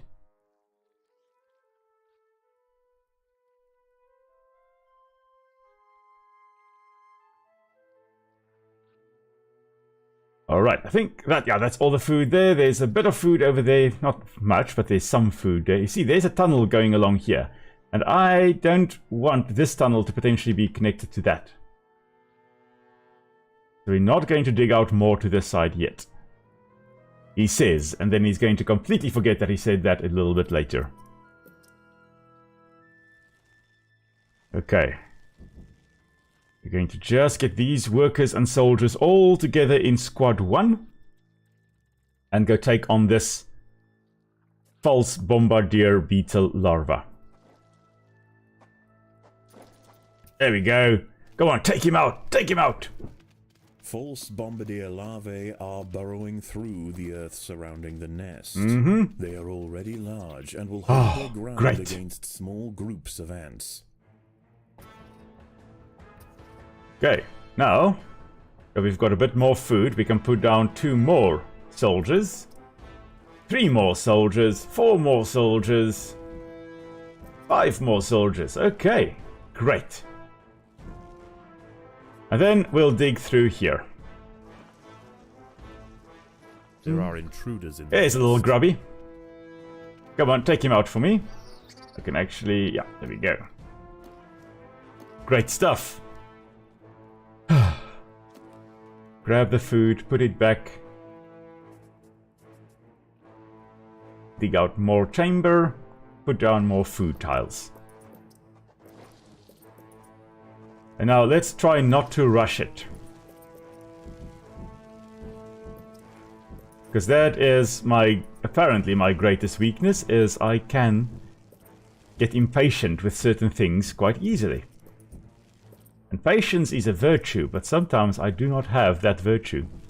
Most of the times I do. Like, I'm supposed to be a very, very, very patient person. But when it comes to this, I'm like, okay, I'm going to do this, I'm going to do this. I should be able to do this, and then I don't do it. Okay, the creatures are going to attack once more. Right, let's get ready to defend ourselves once more. I will have 5 more soldiers. Okay, we've still got some food there. We're going to send our workers to just come and collect it, while our soldiers are defending this area over here. And then we're going to, I think, start working on upgrading this area. Upgrading the soldiers. The base of the mound is now saturated, and as night approaches, the water begins to creep closer. The new arrivals will rush to higher ground, heading straight for the nest. There is nowhere else to go. Okay, as soon as we have actually defended ourselves here, instead of digging further... Libellula vibrans hunts overhead. And you go there. This fantastic aerial predator shouldn't cause any trouble for the ants. That is, unless it decides to land in their way. There we go. That little guy is really... The lynx spider really is a glass Food's cannon. abundant, but as the floodwater begins to rise, the ants will quickly lose access to the lower lands. Okay, we're going to upgrade those 3. And then... we do have the... yeah, group 2 can come out here, but I think let's have everyone in group 1. Everybody coming to collect some food over here, while we are waiting for the grubs to actually arrive. Here they come. Okay, we've got some food, that's good. Some food reserves. Let's just everybody get back in the nest. Get ready for the onslaught that is to come. And in the meantime, upgrade again. Just 2. We need that 64 as a buffer of food reserves. So get rid of this guy, thank The you. battle has begun. And this little guy, and that little guy. Food in the pantry, thank you very much. There should be some more popping in now. You can see a few more grubs coming in. Checkered beetle larvae coming in. There's 1, 2, and there should be at least 2 more coming in. There comes another 1.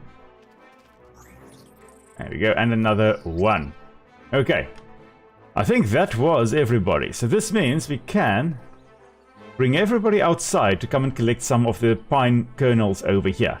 So of course this was a female pine cone, because male pine cones are teeny weeny, or much smaller than the big pine cones over here, and males do not produce seeds, they only produce pollen, the microstrobili as they are called. Megastrobili are like these female cones over here. They of course will get pollinated via the wind, and then they will actually have little seeds that are lying over here. So normally though, not lying on the ground like that. Instead, they are winged usually, or most species I think are winged, and they're able to travel shortish distances, being blown around via the wind to go and pop up in a different area, or establish in another area. Okay, so we've got some seeds to be collected there. Being an omnivorous species, this is perfect. This is what they would be doing. They would be collecting seeds, they would be killing insects, they would be doing a variety of things. Let's just keep an eye on that skimmer. And fewer creatures are washing up to the east. The ants have an opportunity to explore for food, but there are other dangers at night. Moist-skinned amphibians have come out to take advantage of this new water world, harvesting lost insects displaced from their burrows. I am feeling like I should get revenge on those things that destroyed me earlier.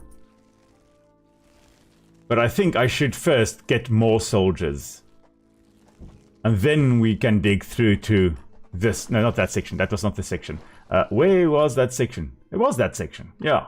Maybe we shouldn't dig through that yet. May not be the best idea. Okay, let's see here. He says he's impatient, but he's an ecologist. Yes, I can be an impatient ecologist. Mostly I am patient, but sometimes when it comes to games, I'm very eager to do things and get things done. And yeah.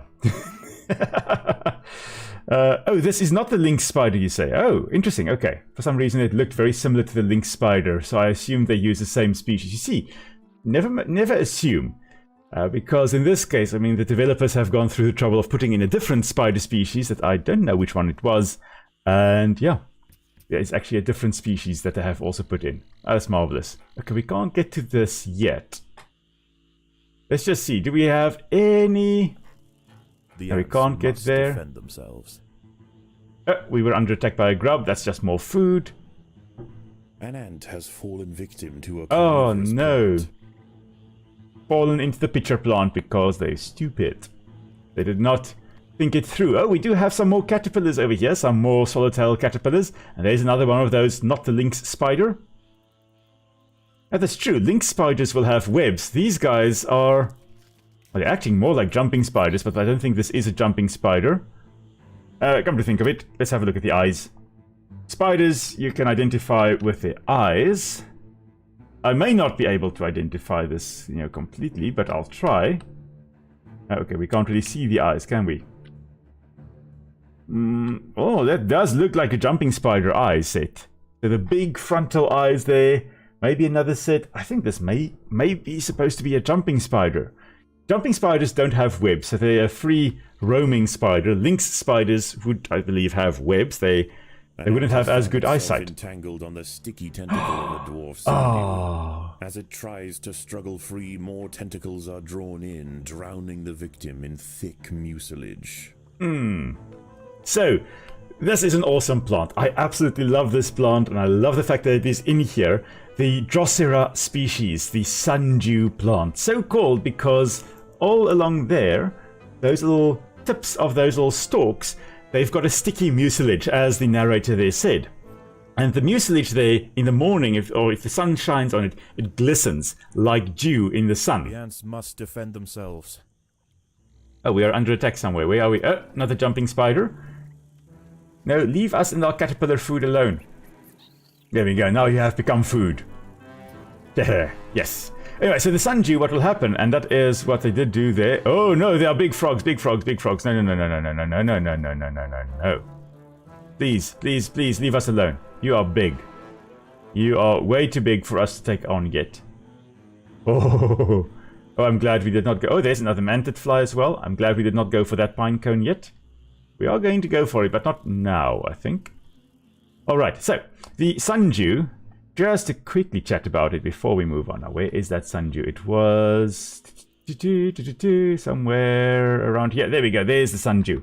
Okay, so if we look at it, the sticky little threads there, the idea is that little insect would get trapped on there, and when they struggle, the plant, like with a Venus flytrap that closes up like that, the leaf curls around, like we can see there.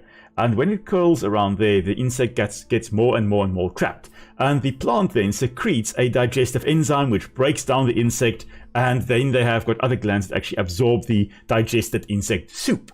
So that's a way for them to get another bunch of nitrogen and phosphorus, which again, nitrogen and phosphorus here in short supply in this swamp over here, so they need to catch insects, like the pitcher plants over here will also do.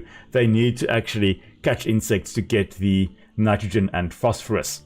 So, we have got these guys in South Africa as well, and I'll talk about them again in a moment. But I do see there that, Emmanuel, you mentioned, isn't it the Magnolian green jumping spider? Yes, it is. So, now that you mention it, I think I did hear that name in the back of my head, but it is definitely a jumping spider. Having a look at the eyes there, that does confirm that it is, in fact, a jumping spider.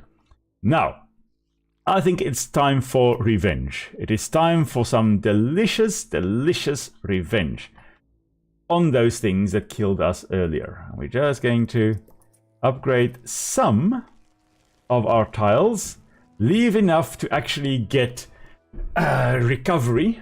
So to recover, so to respawn a bunch of ants. If some die, let's now go and kill whatever is over here. There were the 2 larvae of the checkered beetle earlier and 3 adults, which were just too much for us earlier, but we are hopefully going to be able to withstand them now. Okay, here we go. Checkered beetles coming in. Come on, soldiers, do your work. Yes, kill them. Kill them all. Thankfully, this time around, we do have some food reserves to actually replenish our losses, and there we go. I think we are down to just to the 2 adults. We've got a whole bunch of soldiers coming in. Just the 1 adult checkered beetle left, and I think that is it. Oh, thank goodness. We finally completed that, or got rid of them. Oh, revenge is sweet. So sweet. Okay. Now we'll have a bunch more food. I think we can again upgrade. I think let's upgrade that one and that one. Upgrade those ones and leave another 90 something for replenishing our numbers. Okay, I think we've got all the food that was there. We could dig around there, but I think let's dig over to this side. Water level rises in 43 seconds. Well, we are not down there, so that is fine. Let's see what happens here. There are intruders in the nest. Okay, 2 false bombardier larvae. Well, they should be no match for us. And the second one, there we go. Perfect.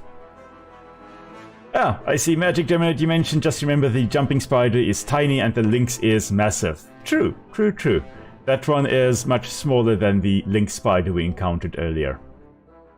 Okay, now we've got a bunch of food down here. I think we'll head down here. See what we can get.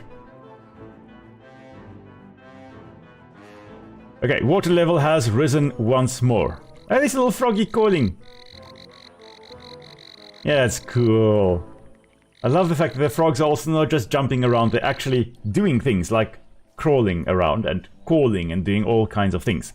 But anyway, what I was going to say about the sundew over here. In South Africa, we've got a lot of different species. Rainfall is about to bring another torrent flushing through the bog, carrying with it a slew of ill-tempered arthropods.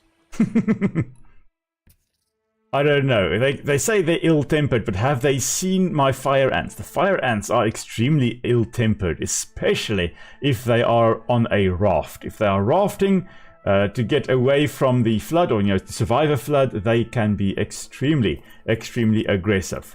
And I think there are something like 14 million stings, or people being stung by the red imported fire ants in the USA alone every year. They are ferocious. Why did I do that? Don't know. Anyway, we want all our ants to come along to that side. And then we'll just dig through here and see what happens. I think we should be able to survive this. I hope we will. Oh yeah, that's easy. That's easy peasy. The ants will fight to the death. Yeah, that's not much of death. Not for us at least. Death to the enemy, but not to us. Okay, but one of the sundews, or I think with a lot of the sundews, what you'll find is that they actually have little insects that are living on top of their leaves. So normally these leaves would catch. In the nest. Oh, is that so? Oh, hello there, little grubby. So usually the leaves there, any insects that actually walk onto those leaves, they will get trapped by the sundew. But occasionally, there is one species of insect, or one group of insects, that actually live on top of the leaves there. They don't get trapped. They know how to avoid that sticky mucilage. And they found that when the sundew actually catches insects, these other insects living on the leaf will eat the insects that the sundew catches. So it sounds like parasitism. To be exact, it sounds like kleptoparasitism, which is when you steal food that something else has caught. The larvae must be protected.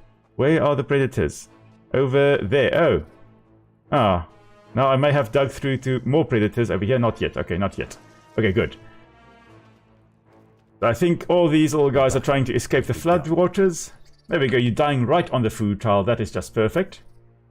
Anyway, so... Okay, upgrading doesn't count to the bar. Okay, good to know. So I may need to just put more... yeah, so I guess I'll do that. I'll just put more down, more tiles. Good, thanks for the heads up there. Appreciate it. I recommend getting more aphids. Oh, I don't have any aphids whatsoever. So I should actually go and get that. Oh, there is something else coming in or digging around there. I guess that's fine. We'll see. Nothing in the nest yet. But anyway, as I was saying, with the sundews, those little insects that actually eat the insects that the sundew catches. I mean, that sounds like kleptoparasitism, where you steal food that something else catches. But they found that this is actually a form of mutualism, where both parties benefit. Because what happens is those little insects that eat the insects that the sundew catches, they will poop on the sundew's leaf. And insect poop, like that deposited by the insects living on the sundew leaf, that is actually easier to digest for the sundew, or by the sundew, than actual whole insects are. So the insects living on the sundew are actually giving the sundew more food, or food more easily, which is amazing. So I absolutely love sundews. Now that our Venus flytrap has died, we actually replaced it with a sundew that we bought at the one of South Africa's national botanical gardens at Kirstenbosch in Cape Town. Really an amazing botanical gardens. So yeah, we have bought that, and it is now chilling by our little wetland ecosystem that we have outside the window right over there. So right, we've got a whole bunch of new soldiers that will be popping up soon. We're just going to add them to the mix there. Let's head outside. So we should have a look and see. There should be some aphids here. I'm not sure. We can't get to them yet. I think we can only get to them once the water level has risen even more. We can make a little bridge over there. Let's see. Any one of these we can get to. Not to that. Not to that. Oh, we should have gone to that beforehand, I think, maybe. But anyway, we can't get to that anymore. But these old guys are stranded. Oh, we're going to raid them later, I think. Definitely going to raid them later. Can we get anywhere where there are... No, we can get there, but no, we don't want to go there yet. Oh, we can get these aphids. Great stuff. I don't think we can get to that one. No, we can't get to that one. That's all right. We'll get some aphids. We'll get the aphids that are over here. We'll bring them close to our base. An ant has fallen victim to a carnivorous plant. Why did you do that? Okay, anyway, we are relocating. Oh, but now the creatures are going to be attacking. Let's bring Squadron 2 back to the base. The battle. Come on, Squad 2.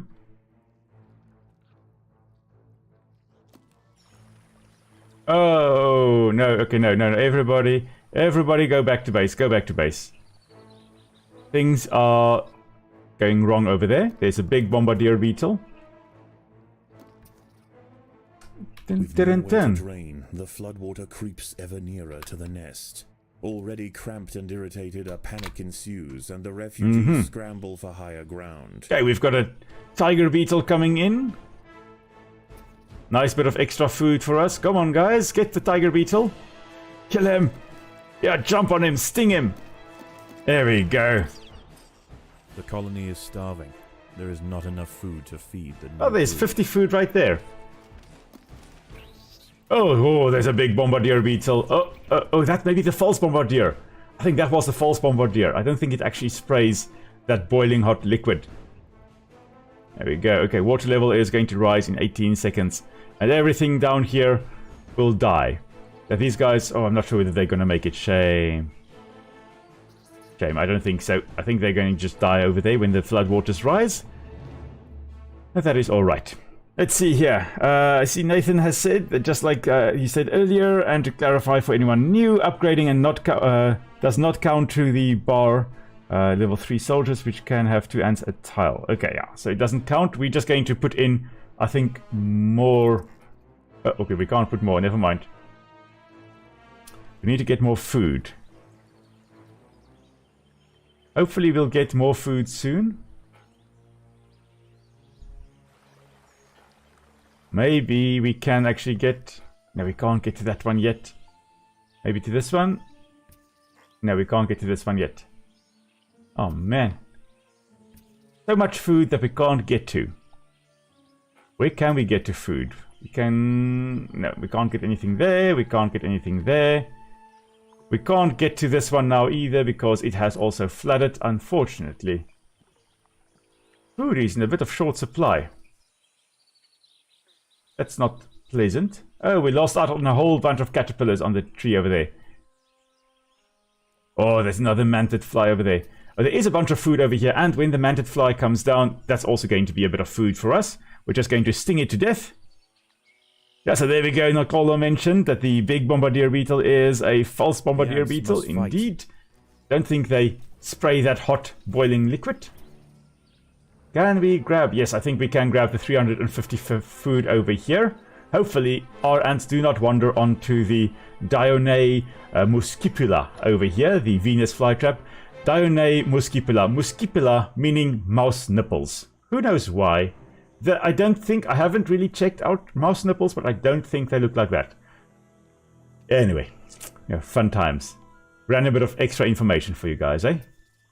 Okay, we can also grab that pine cone over there. Nice bunch of pine kernels we can get. Has spread across the swamp.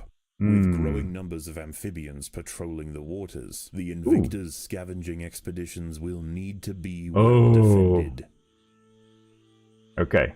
We're going to grab a bunch of seed and then run home, because there are some big newts or salamanders, big amphibians running around. Would be great if we could kill it. Not sure how much food that gives, but I don't think we should try to kill that now. Little black ants marooned on a smaller section of the mound may be reachable if the fire ants join together to bridge the gap. Okay.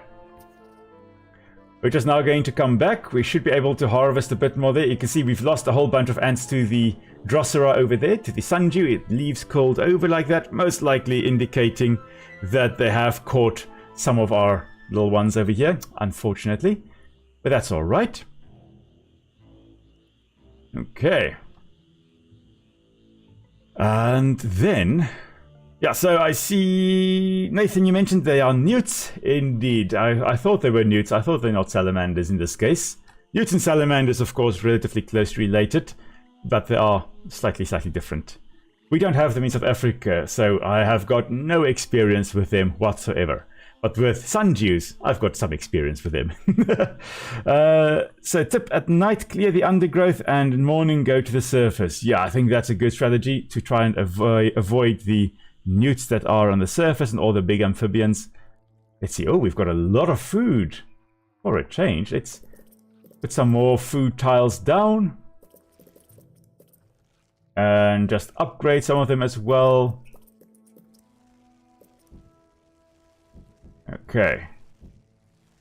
There we go. Just upgrade so we can put down a lot of food. Yeah, that will do it. Okay, great stuff. Then, let's put down some more soldiers. And get ready to attack everything on... Oh, there's not a lot of food there. There are some creatures down there. Oh, there's some more food. Yeah, let's go for this, shall we? Everybody like to move it over here. Just going to go like that. There we go. Perfect.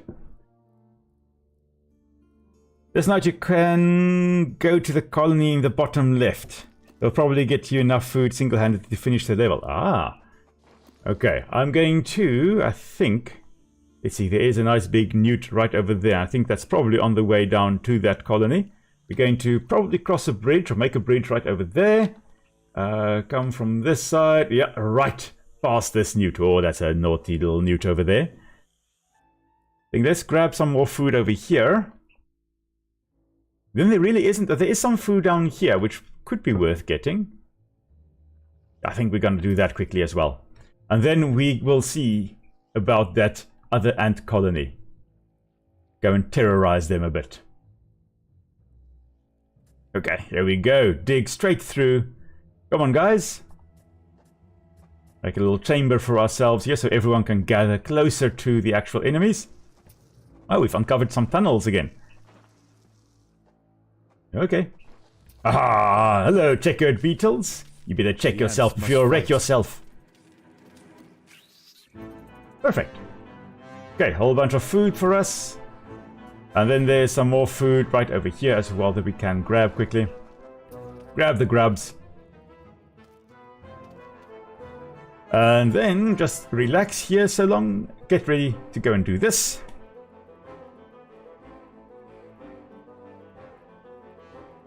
Wow. Okay. So about 3,000 or more food. That is a lot. Okay, so we need a lot of soldier chambers, I guess. You know what? Let's actually quickly dig out these two predators over here so that we can expand this bunch of soldiers. And that should, if we build this entire area, just cover it with soldier ants, that should help us to actually finish the level. I forgot, we actually should just be gathering a whole bunch of bodies together to make a raft. That's what we should be doing. Okay, come on, what have we got here? What have we got? We got... false bombardier beetles. The battle has begun. Oh, they do spray. Interesting. Okay. Cool. Another dead one over there. May as well grab some more food while we are here. And then after they have raided the pantry over here, we can go and take on those little black ants. But since we are going to... Oh, that newt is gone. Where is that newt? I think it's gone now. Okay. Let's gather right over here, I think. Actually, you know what? We're just going to say cross the bridge. Make a little bridge. Cross it to right over here. Because otherwise, our little ants are just going to mill around over here and go and feed the Drosera. Notoformus viridations is devouring. Oh, he's eating my ants. Growing up to 10 centimeters in length, it dwarfs other creatures on the mound. Oh, he's dead. Its red skin is toxic and serves as a warning to potential predators.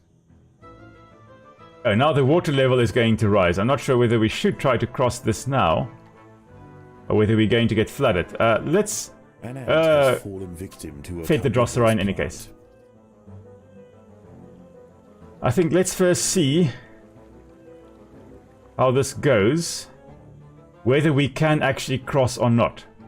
I think we'll be able to get that bunch of food, but I don't think we'll be able to, in time, actually get to that colony of ants. We can probably go from this side. Let's go to this side. Because we will probably be able to cross over right over here and over here. Make two little bridges instead of one, but that's still going to be worth it. Okay, everybody gather around here. Oh, Nathan, I see you said those are not the false ones. Oh, there we go. Another manted fly. I thought they were a little bit too big to be the false one. Oh, another Drosera that we are feeding. Ah, shame. Shame, shame, shame. Poor little ants. Okay, water level rises. And now I think we are going to go... Can we? Or should we wait another one? As the water draws ever nearer, more insects begin to wash up on the bank. Oh, I The suspect... colony must maintain control or risk being overrun. I think we'll only be able to do this once the water level rises once more. And we can actually kind of stand on the water. Okay, okay. Nonetheless, let's see what we can grab now. Because there should be... Oh, we can grab a whole bunch of food right over here. The battle has begun. What are we battling? Oh, a frog. Let's just run. Just avoid the little toady. Okay, I'll cross it the next evening. That's when I will do that. I think when the tide rises again, or the water level rises, we'll do it then.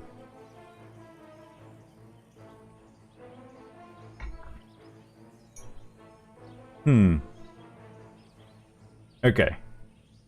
Smaller, squatter, and more orange. Okay, where the false one is blacker, bigger, and does more damage. Oh, interesting. Okay. You see, we don't have any of one of those two species around here. Oh, there's a predator in the nest. Okay. Fine. Let's run back. Just as we got to the food over here, we're just running back. Oh no, there's a big froggy, big toad right over here. This is not ideal. Thankfully, we do have a whole bunch of ants coming in to the rescue. And we've got a lot of very, very angry ants also coming in here now. Okay, so in this case, the vigorous one, definitely very useful. And he's dead. There's another one. Oh, another big old toady. Okay, let's protect the queen. Kill it. Kill it with fire, ants.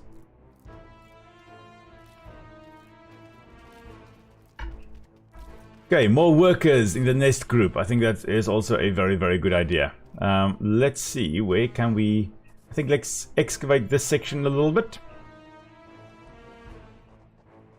Let's add these workers. I don't know why I didn't put the workers together with the other ones, but we'll add a few more workers right over here. That should be a nice bunch of bodies. And that will hopefully help as well. Okay, let's excavate some more, shall we? We do have quite... Oh, we've got some food. 1, 2, 3, 4, 5, 6. I think we'll be able to put 8 ants down.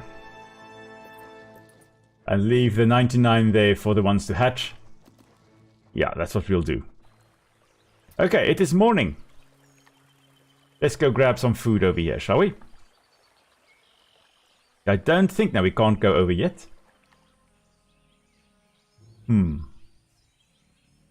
Alright, we should now at least be able to make the journey over here. It's a long way, but there we go.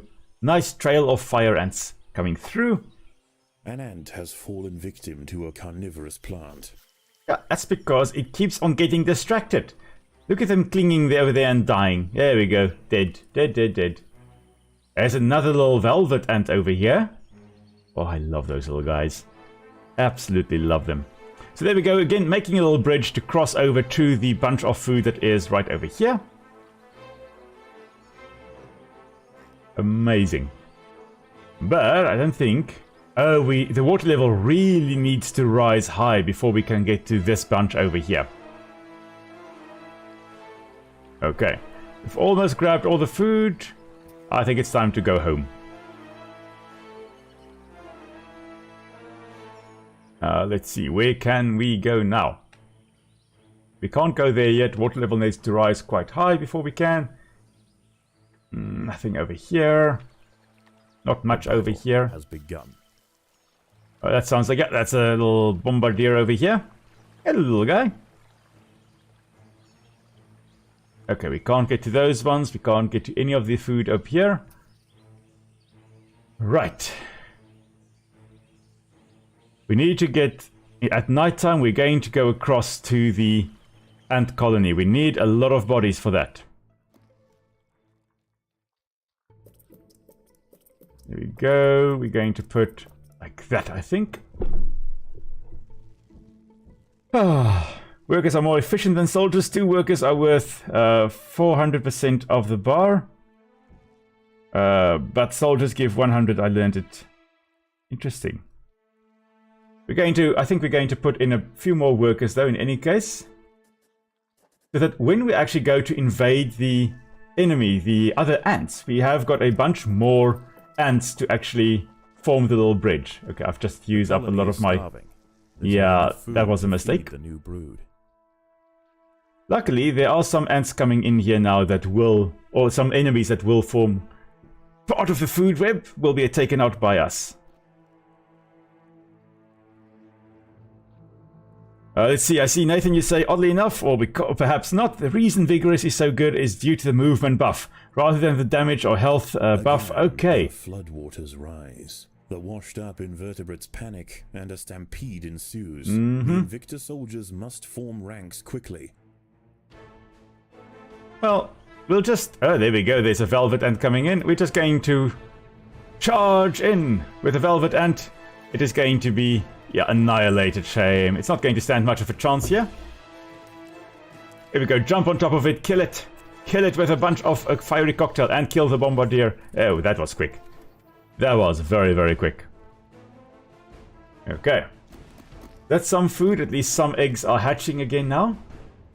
There should be a few more creatures coming. Maybe not. The water level will rise in 11 seconds. And then we're going to come and take out this little ant colony over here for a whole bunch of food. Okay, water level has risen. Oh, there we go. And now we can come into this nest. Because now we're going to form a nice little bridge over here between these 2 points and between these 2 points. And hopefully we do have enough ants in our squad to actually make it. We have put the other workers in that squad as well, so that we have got more ants to actually form the bridge. Let's just first gather around here. No. Let's actually immediately start making the bridge. Otherwise, they're just going to get distracted by all the carnivorous plants and just go and die. We don't want that.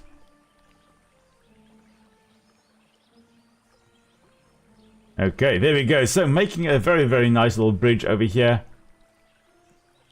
It's a whole bunch of them. Unfortunately, this is going to use a lot of our ants. I really wish we could have just used the workers for the bridge, but anyway. We've got some here, that's hopefully going to help. Let's see. Heading into the nest here. Oh, has begun. There's really not a lot of opposition here. This is marvelous. Lots of little ants spawning. If we can just kill the queen. Just kill the queen. So that... Oh my word, now we are being swarmed by them. This is not fun. Okay, well. That did not go according to plan. Right, I think... Let's retreat for now. That did not go according to plan at all. Now, where can we perhaps get a pine cone with a nice bunch of food? Not there. No, we don't want to go to the pitcher plant there. I should have had more bodies to throw at that. We can go here. That's a bit of food. Oh, there are 7 aphids here. That's nice. We can grab those. That's going to be some food at least. We're going to get that back at the base, back in the colony, and then try to replenish our numbers. Because we did not have the numbers there, unfortunately. Actually, we're going to keep these workers here because we do need their bodies to actually make the bridge.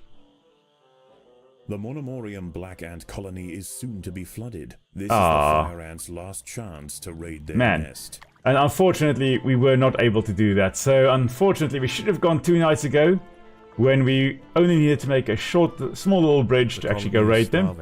There is not enough food to feed the new brood. But unfortunately, we couldn't do that. Okay, we're going to relocate these aphids though, because soon this area will be flooded.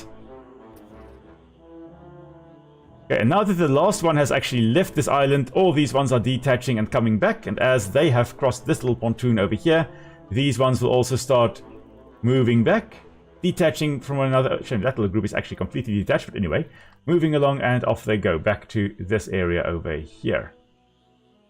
Okay, trying to find a nice bunch of food for us. Oh, you say blue skimmer is coming tonight. Oh no. Okay, let's try to avoid the blue skimmer. Let's go push into this area over here. We need some food. We don't have a lot of food. We've got 45 food. Oh my word, not a lot. Has begun. Oh no, where are we fighting? We are fighting... Oh, newts! Newts are coming in!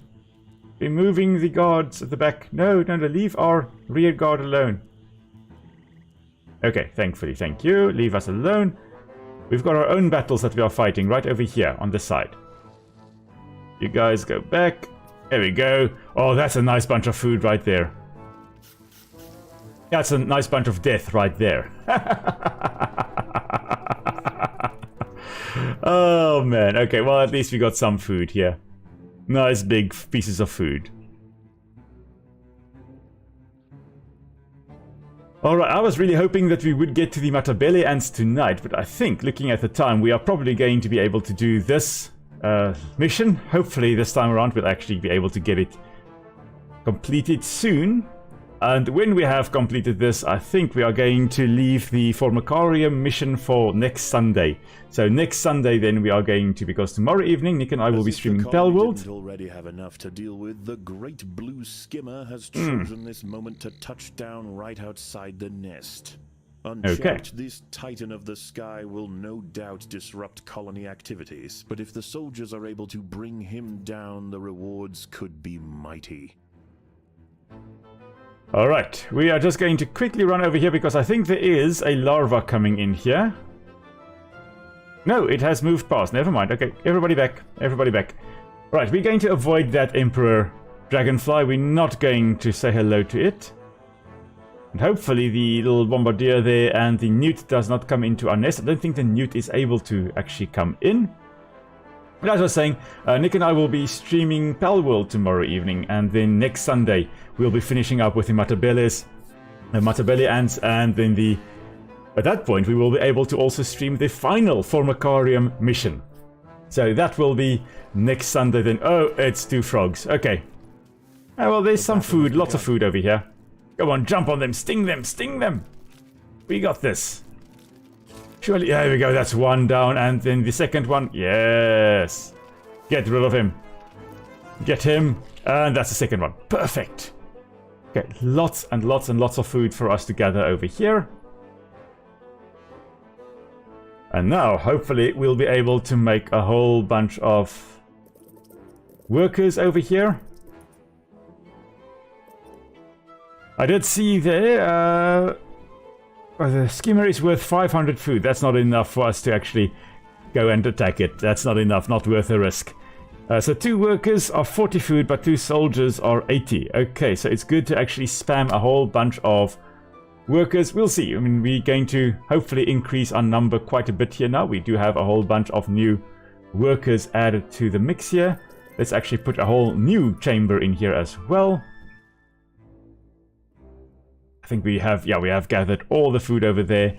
Let's quickly make our way over here because there's a nice chamber for us to clear over here as well. Yeah, underground is most of what you have left at this point. Yeah, so it seems. Unfortunately, I have neglected to actually harvest the above ground area enough. So now we are stuck with whatever is down here. But I think we should be able to get enough over here. Hopefully we are able to get enough resources down here to just finish this mission. Should be 2 more frogs, I'm guessing. Oh no, 2 bombardiers. Oh no, why did it have to do that? Oh well, there we go. Everyone's dead. Well, that one's dead, and the other one, there we go, joining his friend. Let's see, what else have we got? We've got 2 things over there, and I think that's all. That's all we have. Yeah, those are the only things we have got left in the underground. I think there is actually some food right over here. Most likely would be. So we're just going to get ready.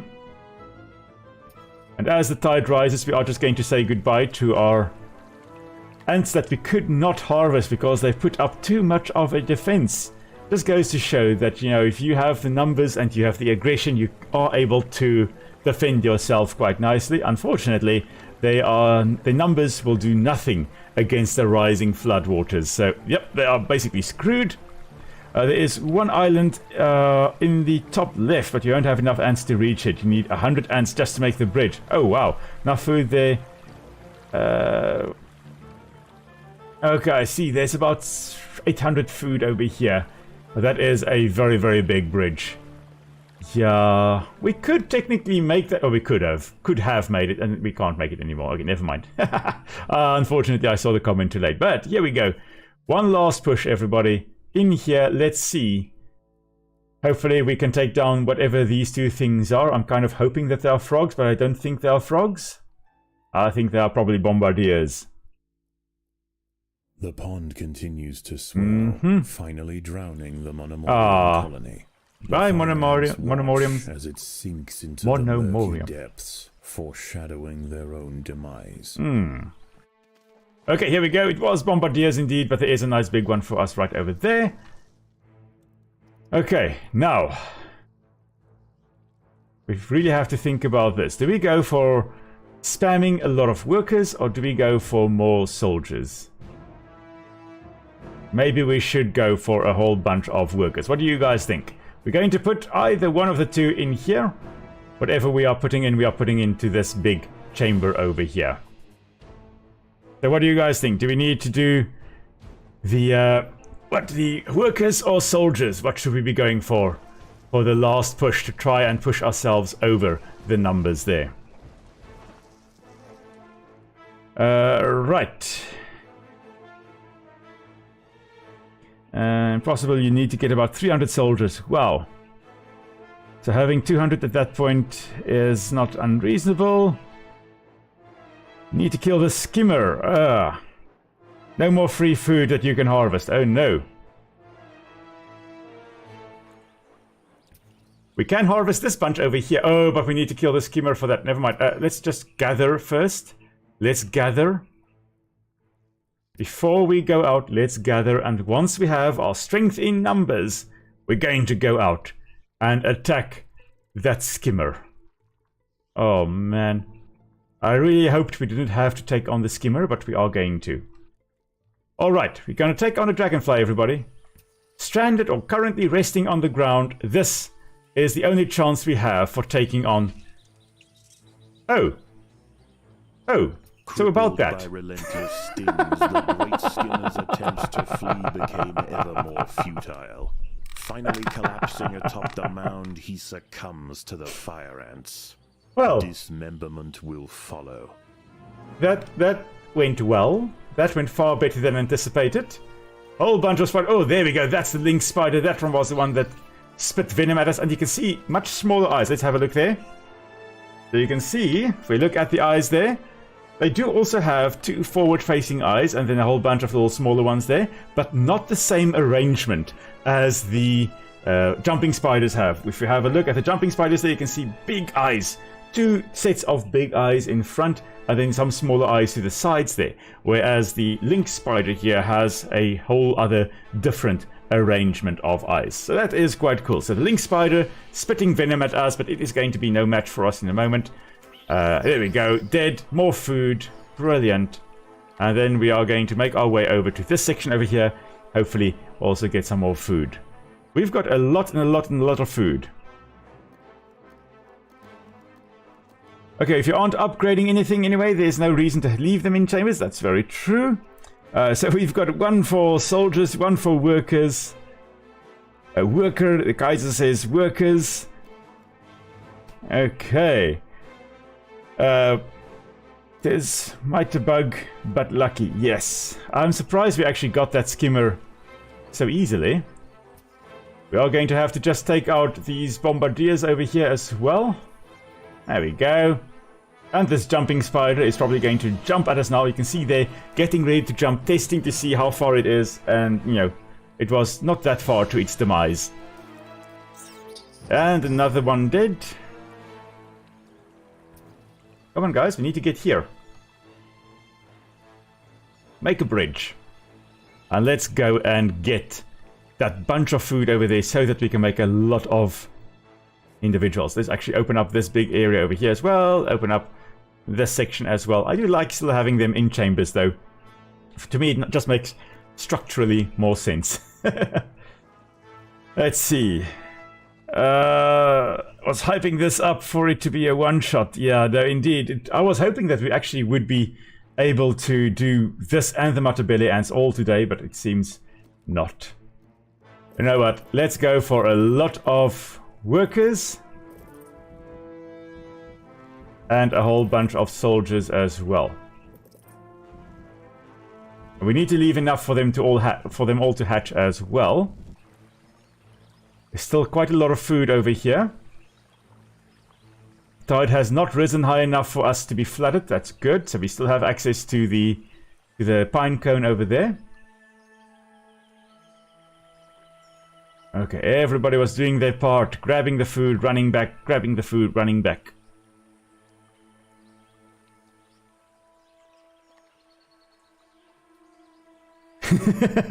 Yeah, I also was very surprised that the skimmer died so quickly. I mean, that was just ridiculous. We were there, we really amped up for this amazing fight, and then just instantly, almost instantly died. But I do agree, I think it most likely got attacked by all the other creatures that came up here, and it was probably very, very low health. But then again, that is exactly what ants would also do. They would target all the weaker individuals as well. Really, really easy to take down a creature that has been battling a whole bunch of other things and is weak at that point in time. So, yeah, it worked. It's not an exploit, it's a feature. Let's see, I think we may be able to make it now. We're going to have a whole bunch of creatures attacking us in a moment as well. Spreading a desperate frenzy throughout the beached survivors. Ooh, just in time, just in time. Now, or prepare their last stand. Oh no, we must be ready. Come on, guys. Please, please, please, hatch more babies. Hatch more babies. We're so close. We're right there. And we got there, we got there. Okay, everybody come up here. Come up. We've got 26 seconds. Everybody make it to the surface. We've got to make a float before it's too late. Come on, guys. We can do this. Ants gathered, ants gathered. Yes, yes, yes. So the idea now is technically they would be taking their little babies, their little larvae, their pupae, everybody, putting that at the bottom, and then they would be stacking on top of them. They would... don't gather food, don't gather food. Just gather. Come on, guys. You can make it. And they'll be stacking... Oh, are we going to make it? Oh, I don't know. It's so close. Why is everybody not gathering up here? Come on, guys. Don't gather food. Don't attack. Oh, you know what? That's why. Come on. Everybody needs to come to the surface. I'm like, everybody's in the wrong group. We need everybody to come up here, not just the small little group. There we go. Ah. Come on, there we go. The whole colony making it to the surface. Sticking, there we go. Finally. Oh my word. Almost lost due to a rookie mistake. Their bodies together to form a there we go. Raft, there comes the fire queen. ants were able to ferry the queen from the mound just as the nest filled with water. Their that was very perils close. are not over, but they've shown great resilience and an ability to survive in this harsh environment. Wherever they land, the creatures of the swamp will quickly come to know the might of the fire ants. There we go. Perfect. I see there that, yeah, I agree, Nathan, that creature attack is meaningless when there are no creatures, but with my luck, there would have been some kind of bug that distracted them all, and they all went off the target point, and they all just did their own thing and died. So I'm glad I just switched that off just in case. Also, gathering food, please switch it off, just so that they don't do anything there. But with the raft there, the pupae and larvae, they'll be at the bottom and everyone else on top. And they can do that. The larvae and so won't drown because they've got a whole bunch of little hairs on them that actually trap air. So they've got their own little scuba tank as they are carrying the rest of the raft. And of course the queen or the queens will be on top because a nest like we had there could have more than just one queen. So there could be 2 queens or 3 queens or 10 queens in there. So yeah, finally we managed to do it. Oh my word. Oh, that was way too close for comfort. That did not go as well as I had hoped, but it went. At least we did get to finish that one. And that means in the Formicarium now, there should be a whole bunch more food. There we go. I knew it. Yes. With the proper exposure and stimulation, the mutation possibilities are boundless. The potential for amalgamation... Which is, of course, an epistatic effect owing to increased... He's just muttering to himself there. What are you doing? Preparing the report. Can you not do it quietly? Perhaps try using the keyboard? The keyboard. How quaint.